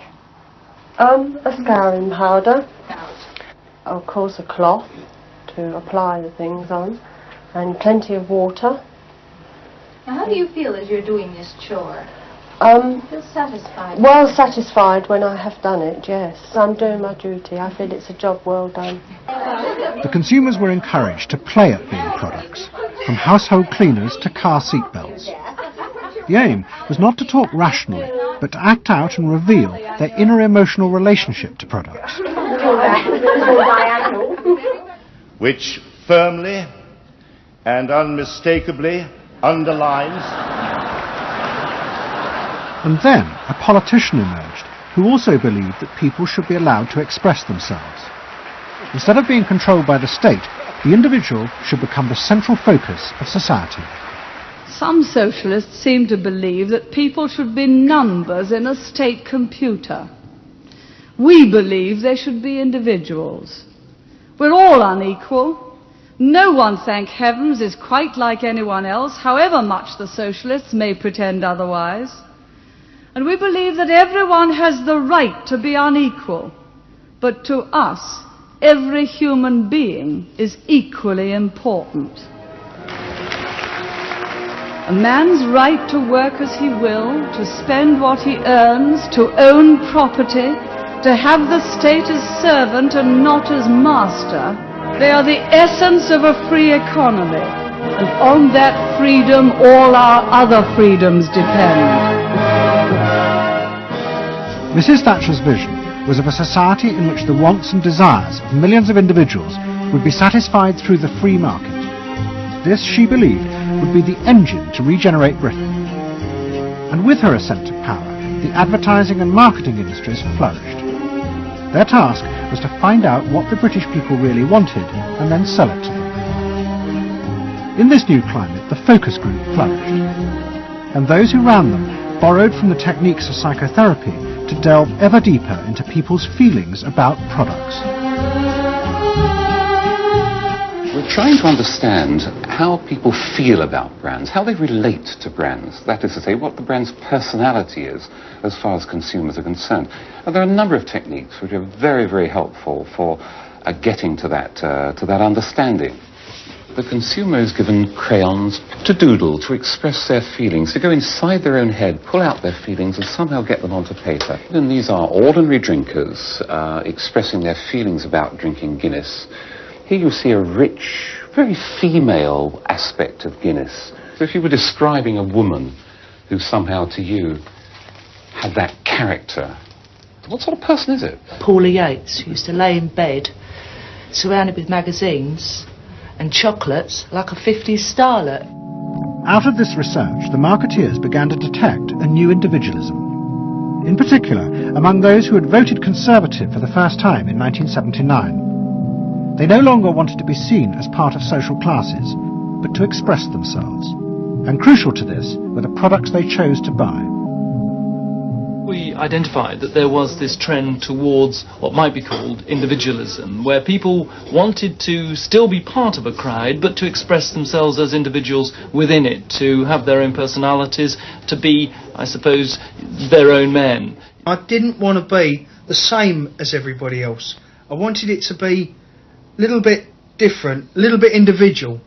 It's quite individual upstairs. It's not remarkable, but I think it's quite individual. It is expensive. It's Italian. It's Italian, it's expensive, and it's good quality. A little bit different. Yeah, we want to set our own standards, so nobody else has got what we've got. We just didn't want it be the same as everybody else. We just want to be different. Business responded eagerly to this new individualism, but it soon became one of the main forces driving the growing consumer boom in Britain. Using the data from the focus groups, manufacturers created new ranges of products that allowed people to express their individuality.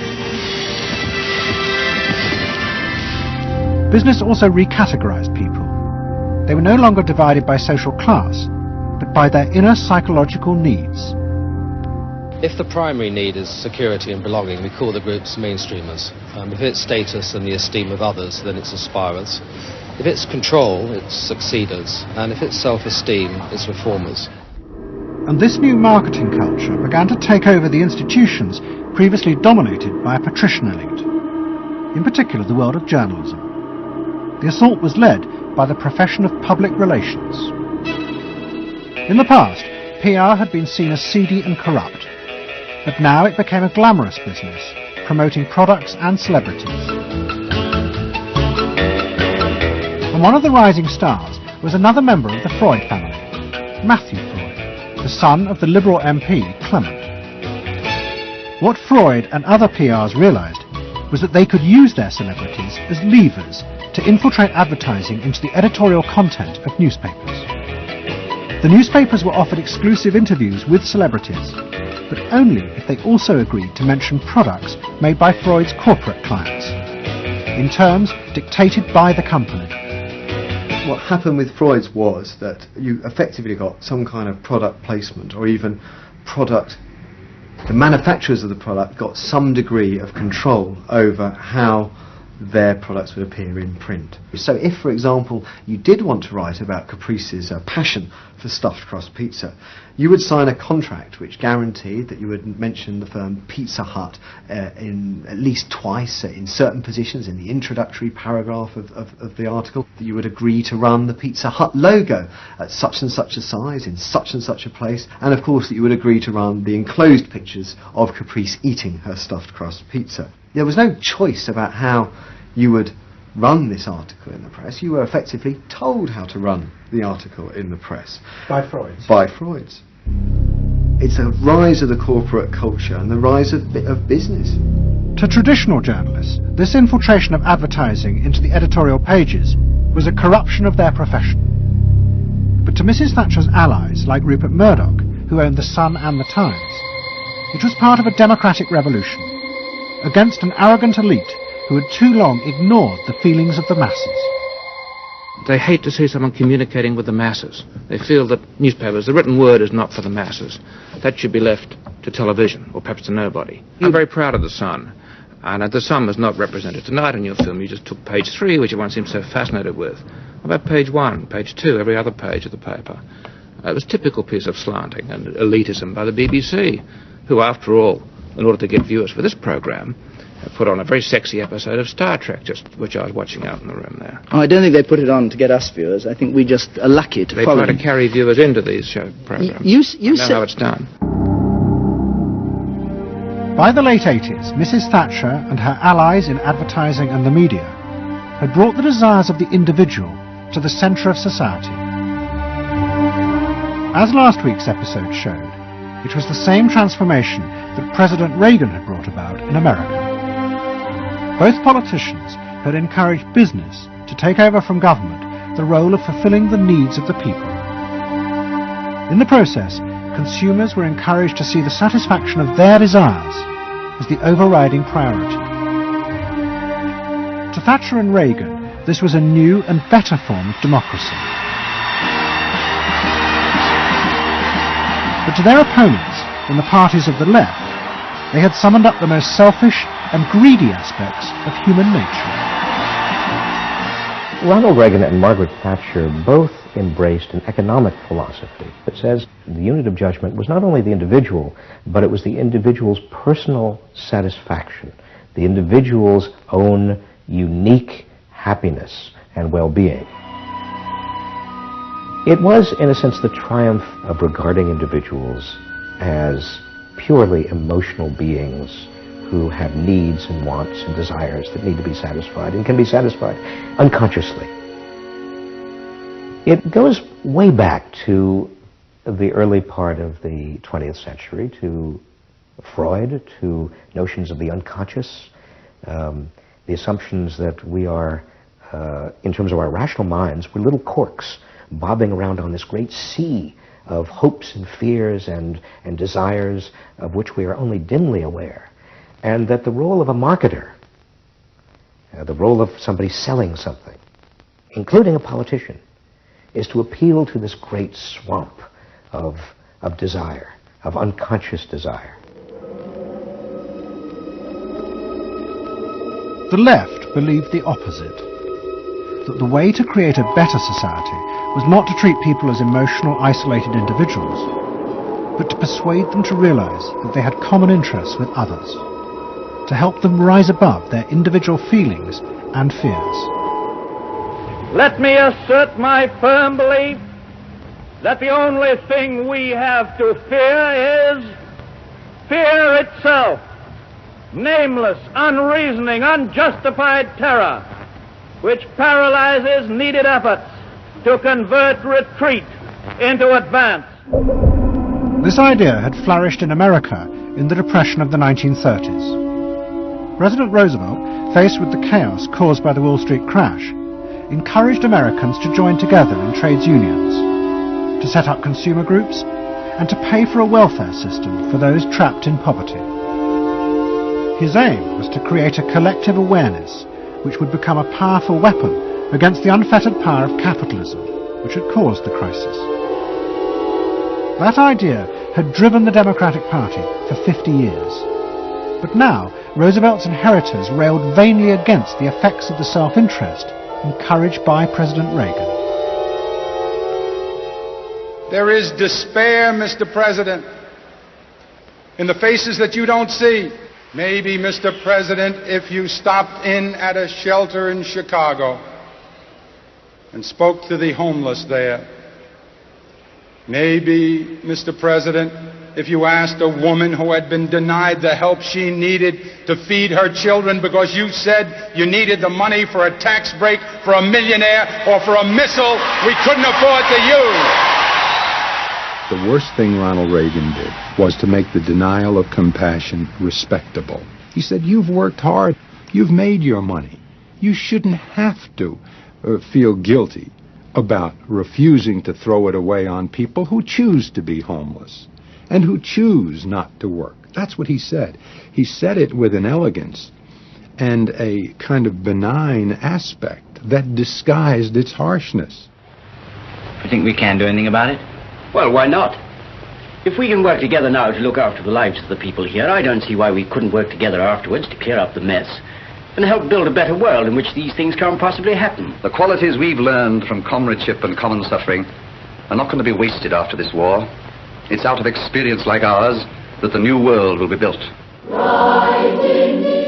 That same idea of marshalling the collective force of the masses to challenge the entrenched power of wealth and business had also led the Labour Party to power in Britain after the war.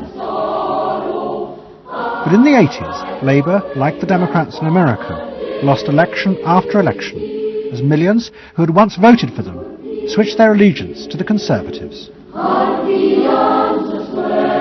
There it is, going blue just about everywhere, sweeping the country. The rural parts of Britain now have gone blue. For they are the party of yesterday, and tomorrow is ours. In the face of this, a growing number within the Labour Party became convinced that if they were ever to regain power, Labour would have to come to terms with the new individualism. One of them was an advertising executive called Philip Gould, who had been a lifelong Labour supporter.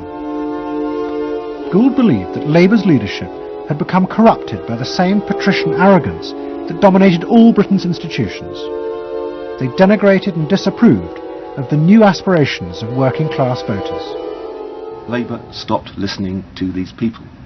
And I remember the best example of this was after the election of 1983, which was the election above all where the people's voices just were not heard.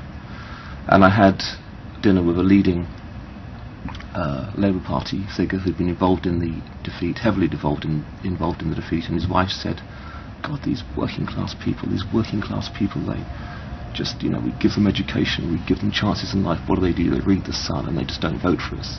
And there was such a gap between these people just trying to make lives for themselves, better lives for themselves, and the kind of elitism of the Labour Party that was just such a chasm that had to be filled. Gould became part of a small group of modernisers centred around Peter Mandelson. Their aim was to reconnect Labour with the lost voters. To do this, Gould turned to the technique he knew well from his work in advertising, the focus group. Gould commissioned focus groups in suburban areas across the country with small groups of voters who had switched to Mrs. Thatcher. People were encouraged not to talk rationally about policies, but to express their underlying feelings. And what Gould discovered was a fundamental shift in people's relationship to politics. They no longer saw themselves as part of any group, but as individuals who could demand things from politicians in return for paying taxes, just as business had taught them to do as consumers. And I found that the people had become consumers. People now wanted to have, politics and life on their own terms. I mean, not just in politics, but in all aspects of life too. People see themselves as they are, as autonomous, powerful individuals who are entitled to be respected, who are entitled to have the best, not just in, going to Tesco's or wherever, but the best in terms of health and in education too. All this was about getting the Labour Party to understand that people really, really, really had changed, and the Labour Party had not, and unless the Labour Party changed, it would not win.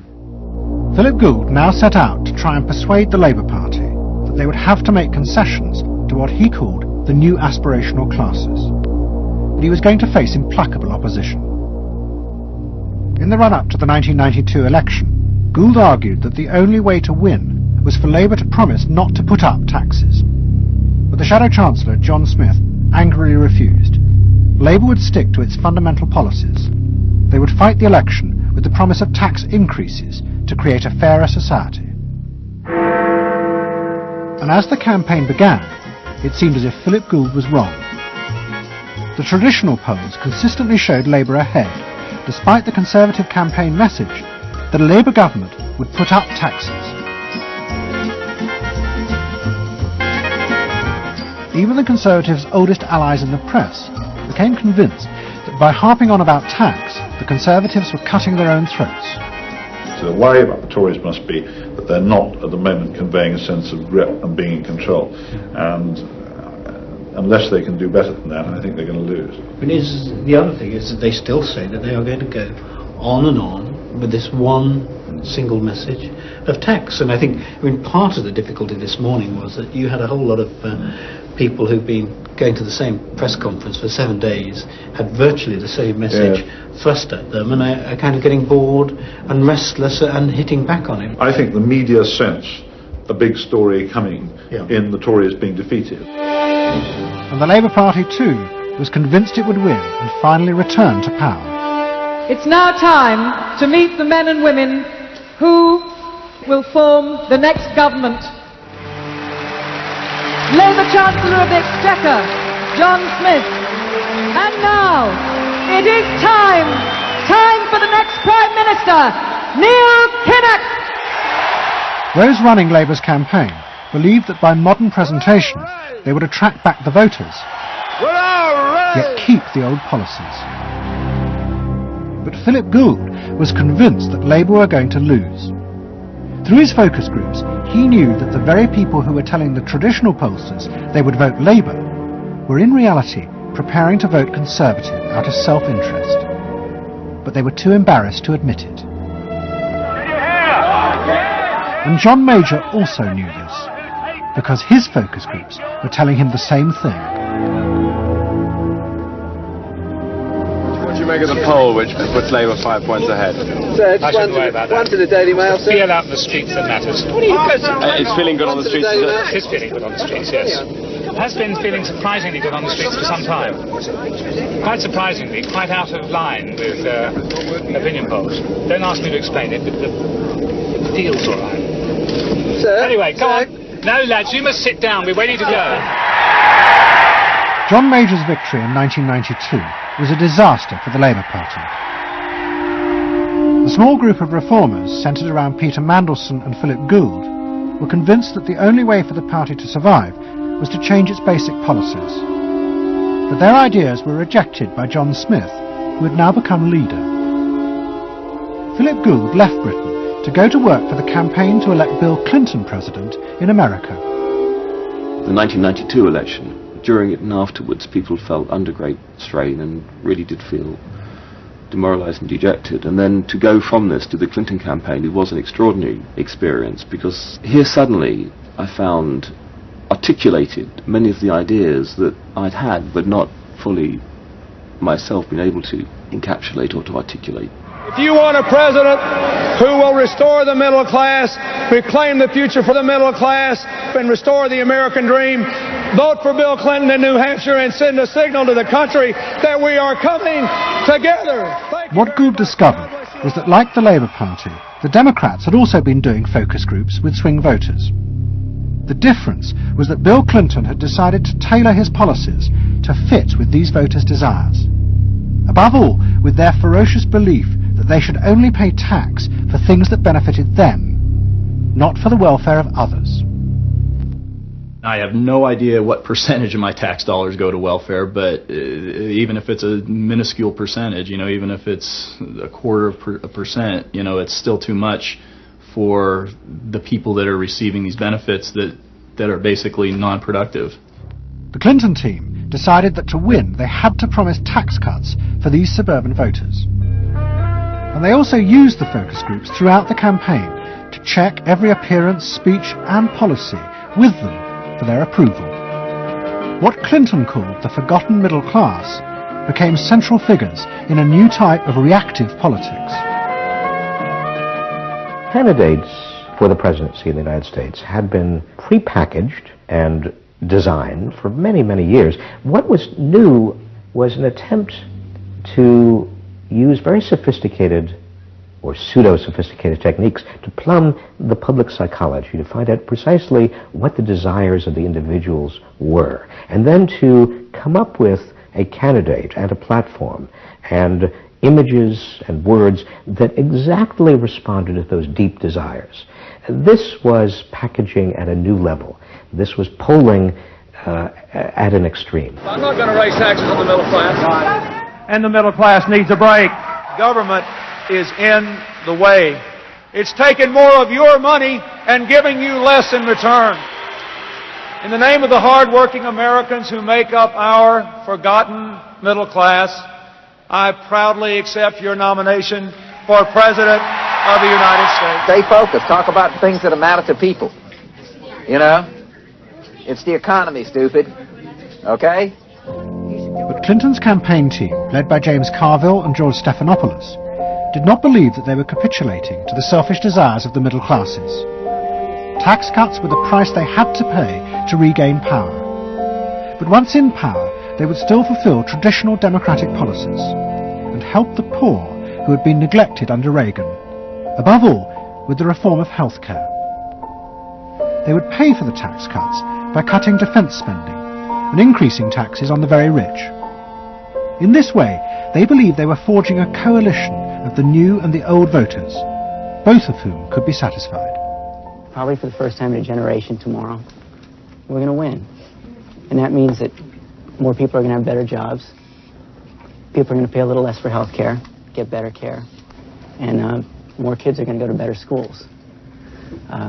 So thanks.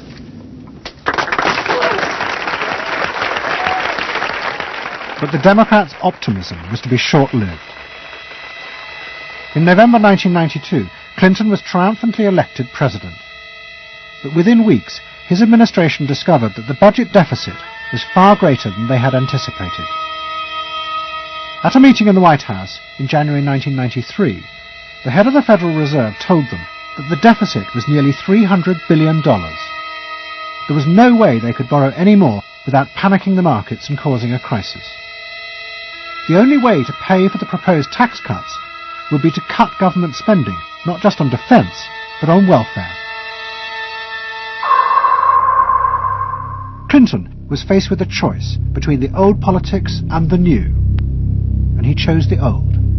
The tax cuts were dropped, and he tried to inspire the country with the old democratic ideal of government spending to help the poor and disadvantaged. Tonight I want to talk with you about what government can do, because I believe government must do more. To put people to work now, to create 500,000 jobs.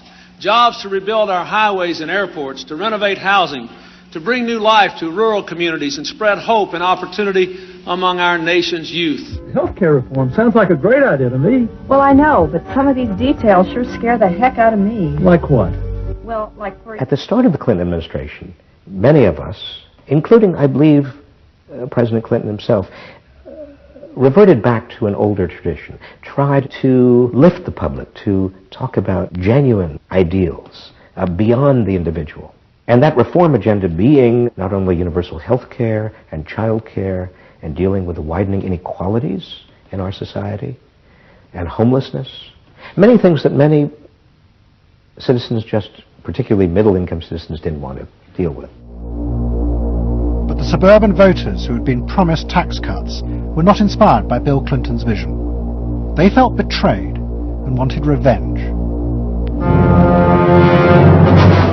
Their opportunity came in 1994 with the congressional elections. The Republicans, led by Newt Gingrich, promised huge tax cuts and to dismantle the welfare system. The voters who had defected to Clinton switched sides yet again, and the Republicans won both houses of Congress in a landslide. Well, I think it's a tremendous vote in favor of smaller government, lower taxes, and in a sense, a renewal of the Thatcher-Reagan tradition. And I think in that sense, it's pretty decisive. It means that the welfare state is going to be less hospitable for people who are not willing to take responsibility for their own situation. No question about it. I think today is the beginning of the end of the welfare state. For Clinton, it was a disaster. Faced with a hostile Congress, there was no way for him to get his reforms through. His personal popularity plummeted, and it seemed certain he would not be re-elected in 2 years' time. In desperation, and without telling his cabinet, Clinton turned for help to one of America's most ruthless political strategists, Dick Morris. What did he want you to do? Save his butt. Clinton was in serious trouble. He had lost the '94 election. He had lost control of Congress, and he hired me to come back and help save him. So he was basically asking me to perform roughly the same role as a life preserver would if you're drowning. What Morris told Clinton was that to win re-election, he would have to transform the very nature of politics. The crucial swing voters in the suburbs now thought and behaved like consumers. The only way to win them back was to forget all ideology and instead turn politics into a form of consumer business.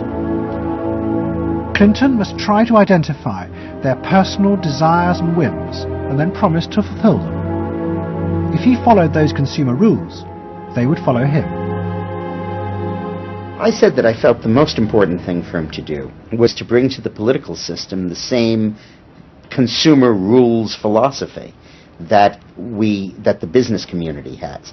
Because I think politics needs to be as responsive to the whims and the desires of the marketplace as business is.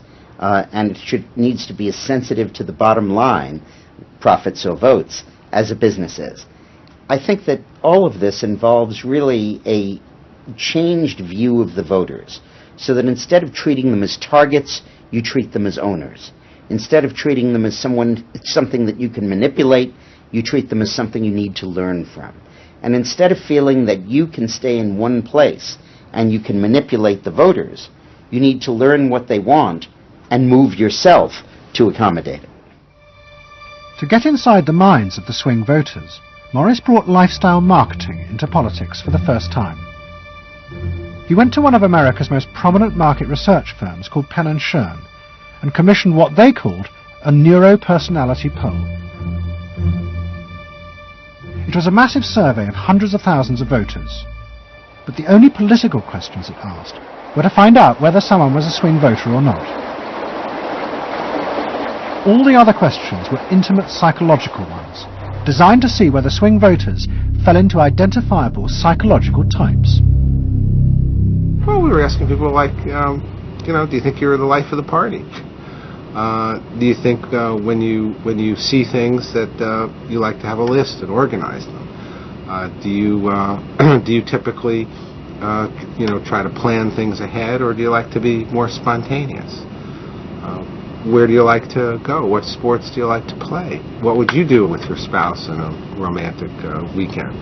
So we were asking people some very personal questions about their own lives, to try to see were the kinds of people that were likely to change their vote also possessing of certain kinds of personality traits.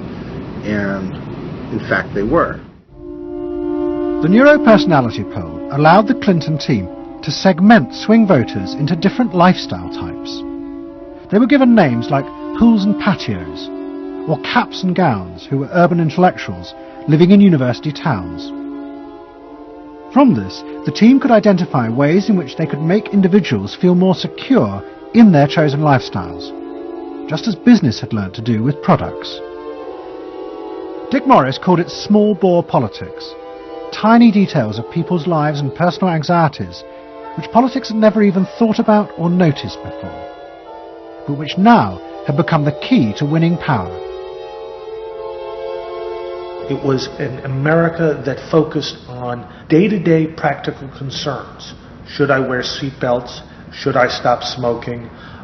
Should I wear a school uniform? Is my neighborhood being protected? It was not so much a new individualism as the social order as we had known it had broken down. So we got into people's heads, understood their psychology about lifestyle, about values, what they thought was important, what issues they wanted politicians, and particularly the president, to address. And these issues proved to be very, very different from what the conventional wisdom had suggested. As the election campaign began, Clinton revealed Morris's new approach to a shocked White House.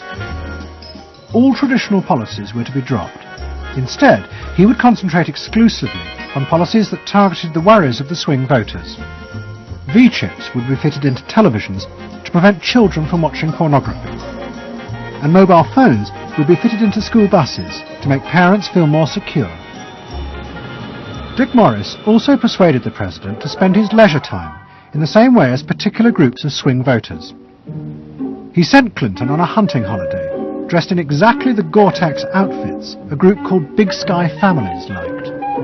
The aim was to reflect swing voters' lifestyles back to them. The Liberals in Clinton's cabinet hated this approach. And I would say, well, Dick, why have a campaign? This was the 1996 campaign. If all the president is going to do is offer up these little bite-sized miniature initiatives that appeal to people's desires, like consumers, buying soap, V-chips that you could put in your televisions so you could make sure that your children did not have pornography, and school uniforms. Why talk about them? They're so mundane and they're so tiny. And he would say back, if we don't do this, we may not get reelected. And I would say, what's the point of getting reelected if you have no mandate to do anything when you're reelected? And he'd say, what's the point of having a mandate if you can't get reelected? Isn't the ultimate goal getting reelected? But Morris's new politics were an extraordinary success. Clinton's ratings among the swing voters began to soar. And Dick Morris, along with the marketeer Mark Penn, took effective charge of making White House policy. Mark Penn set up a huge call center in an office block in Denver.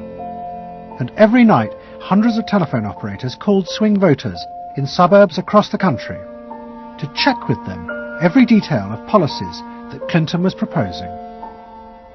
The policy was made by a group of people manning telephones in Denver, Colorado, placing calls to voters in places like Westchester and Pasadena, and asking them what they wanted from their government, and asking them very specifically about specific policies that Bill Clinton was considering. Would you be more likely to support him if he offered this particular government service, or if he offered that one? Those people told them what they thought. Mark Penn transmitted that to Bill Clinton, and it came out of his mouth.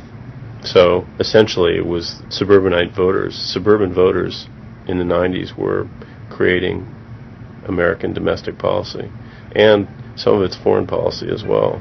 Right. Yeah, Mark Penn was polling on questions like whether we should bomb in Bosnia, things like that. Morris also insisted that Clinton make a symbolic sacrifice of the old politics to convince the swing voters to trust him. In August 1996, Clinton signed a bill which ended the system of guaranteed help for the poor and unemployed. Welfare would be cut back after 2 years in order to force people into work. The new system was called Welfare to Work, and would, he said, be a hand up, not a handout. It was the effective end of the guaranteed welfare system created by President Roosevelt 60 years before. For many in Clinton's cabinet, it was also the end of the progressive political ideal that Roosevelt had represented. The belief that one used a position of leadership to persuade the voters to think and behave as social beings, not as self-interested individuals. Dick Morris and the pollsters had won. And by that I mean that the people who ultimately got to the president, shaped the president's mind, were those who viewed the voters as just a collection of individual desires that had to be catered to and pandered to. It suggests that democracy is nothing more, and should be nothing more, than pandering to these unthought about, very primitive desires.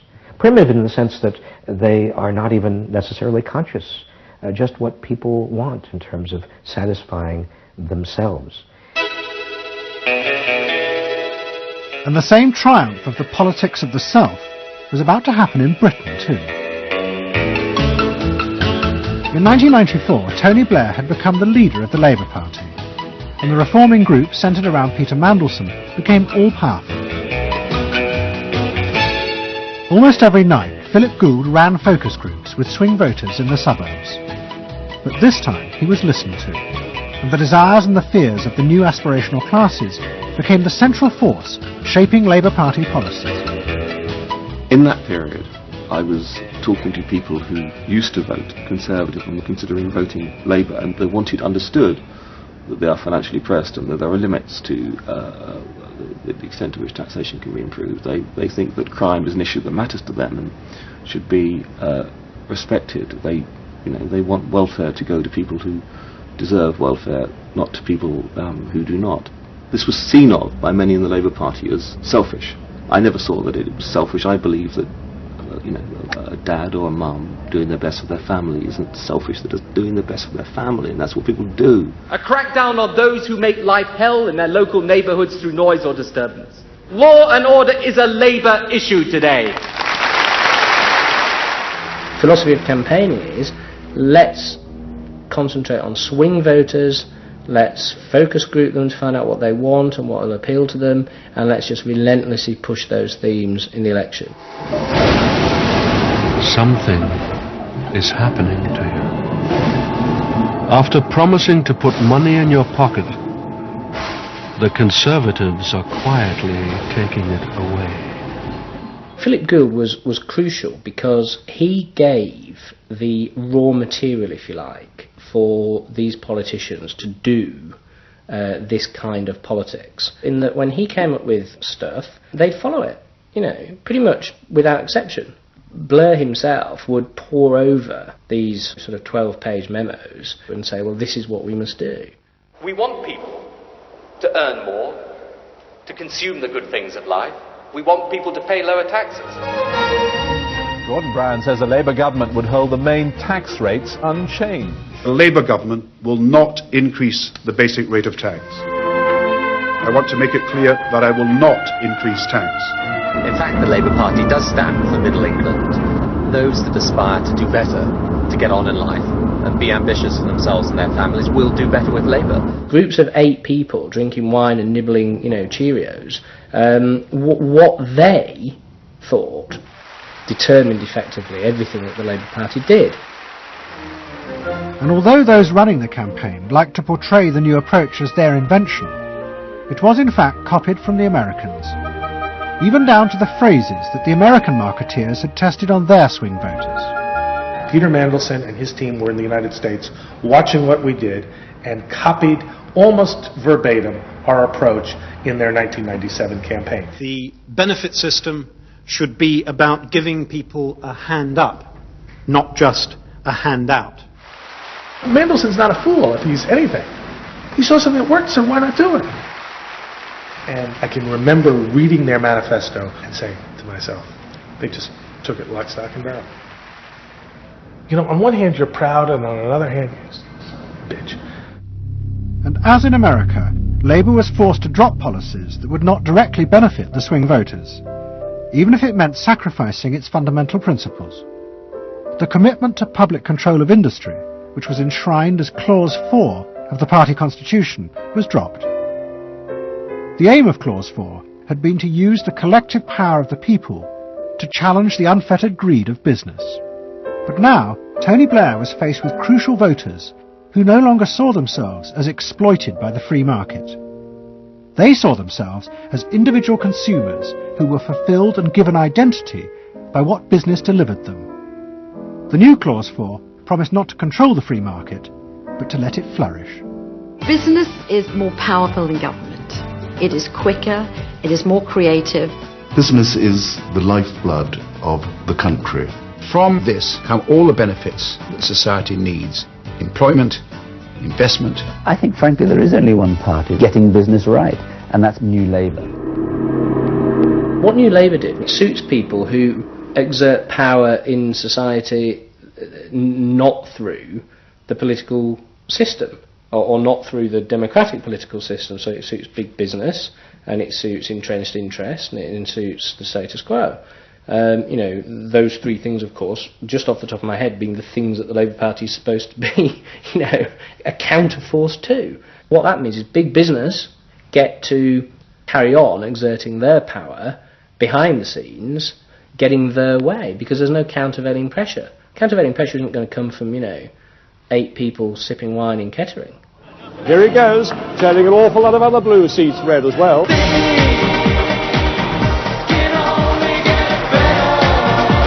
Very happy, very relieved, and very exhilarated. But those who masterminded Labour's victory in 1997 saw it as a triumphant vindication of a new form of democracy. By understanding and fulfilling people's inner desires through the focus group, they were giving power to individuals, not treating them as faceless groups who were told by politicians what was good for them. I don't see the focus group as some marketing tool. I see the focus group as a way of hearing what the people have to say. And I see the focus group as a way to a new form of politics. What the people give, the people can take away. We are the servants, they are the masters now. 1997 is, I think, fundamentally important in that. I think it is the end of the elitist politics that's dominated Britain for so much of the last 100 years.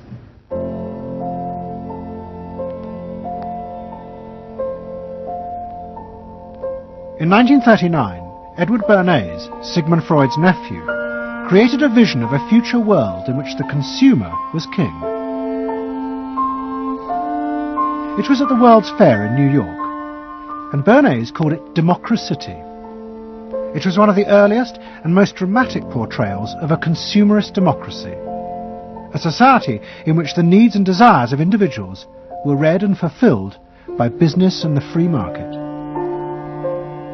The World's Fair created a spectacle in which all of these concerns were met, and they were met by Westinghouse and General Motors and the American Cash Register Company, and company after company presented itself as this sort of centerpiece of a society in which human desire and human want and human anxiety would all be responded to and would all be met purely through the free enterprise system. There was this sort of notion that the free market was something that was not guided by ideologies or by political power. It was something that simply was guided by the people's will. This was the model of democracy that both New Labour and the American Democrats had bought into in order to regain power. They had used techniques developed by business to read the desires of consumers, and they had accepted Bernays' claim that this was a better form of democracy. But in reality, the World's Fair had been an elaborate piece of propaganda designed by Bernays for his clients, the giant American corporations. Privately, Bernays did not believe that true democracy could ever work. He had been profoundly influenced in this by his uncle's theories of human nature. Freud believed that individuals were not driven by rational thought, but by primitive unconscious desires and feelings. And Bernays believed that this meant it was too dangerous to let the masses ever have control over their own lives. And consumerism was a way of giving people the illusion of control, while allowing a responsible elite to continue managing society.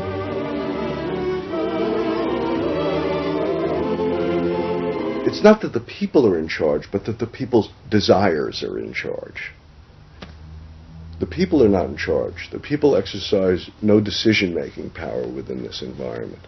So democracy is reduced from something which assumes an active citizenry to something which now increasingly is predicated on the idea of the public as passive consumers, the public as people who essentially what you're delivering them are doggy treats. The problem for New Labour was that it believed the propaganda. They took at face value the idea promoted by business that the systems invented to read the consumer's mind could form the basis for a new type of democracy.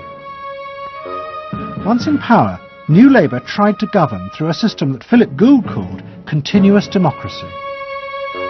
But what worked for business in designing products led the Labour government into a bewildering maze of contradictory whims and desires. For much of Labour's first term, the focus groups said that the railways were not a high priority, and Labour's policies faithfully reflected this. But now, those same groups are blaming the government for not having invested more money sooner in the railways. The point about focus group politics is that there isn't one because people are contradictory and irrational, and so you have a problem in terms of deciding what you're going to do if all you do is actually listen to a mass of individual opinions that are forever fluctuating and don't really have any coherence, and crucially are not set in context. So that's why people can say, I want lower taxes and better public services. Of course they do. If you say, do you want to pay more taxes to get better public services, people are less sure. They then don't believe that if they do pay more taxes, they will be spent on better public services. So you end up in this quagmire where, the truth is, a politician has to say, look, this is what I believe. I believe that you should pay slightly more taxes to make better public services, and I pledge that I'm competent enough to actually use that money wisely. Do you want that? Vote for me, yes or no. And that's what Blair has failed to do. Tony Blair turns around and sort of tries to feed back to them what they already believe, and given what they believe is sort of a load of individual, incoherent, contradictory nonsense, that's all he has to offer. And then he wonders why people don't get him. The answer they don't get him is because they're looking for someone to do something that they can't do themselves, which is actually come up with a coherent political opinion that they might have faith in. New Labour are faced with a dilemma. The system of consumer democracy that they have embraced has trapped them into a series of short-term and often contradictory policies. There are now growing demands that they fulfil a grander vision, that they use the power of government to deal with the problems of growing inequality and the decaying social fabric of the country. But to do this, they will have to appeal to the electorate to think outside their own self-interest. And this would mean challenging the now dominant Freudian view of human beings as selfish, instinct-driven individuals, which is a concept of human beings that has been fostered and encouraged by business because it produces ideal consumers. Although we feel we are free, in reality, we, like the politicians, have become the slaves of our own desires. We have forgotten that we can be more than that. That there are other sides to human nature. Fundamentally, here we have two different views of human nature and of democracy. You have the view that people are irrational, that they are bundles of unconscious emotion. That comes directly out of Freud. And businesses are very able to respond to that. That's what they have honed their skills doing. That's what marketing is really all about. What are the symbols, the music, the images, the words that will appeal to these unconscious feelings? Politics must be more than that. Politics and leadership are about engaging the public in a rational discussion and deliberation about what is best, and treating people with respect in terms of their rational abilities to debate what is best. If it's not that, if it is Freudian, if it is basically a matter of appealing to the same basic unconscious feelings that business appeals to, then why not let business do it? Business can do it better. Business knows how to do it. Business, after all, is in the business of responding to those feelings.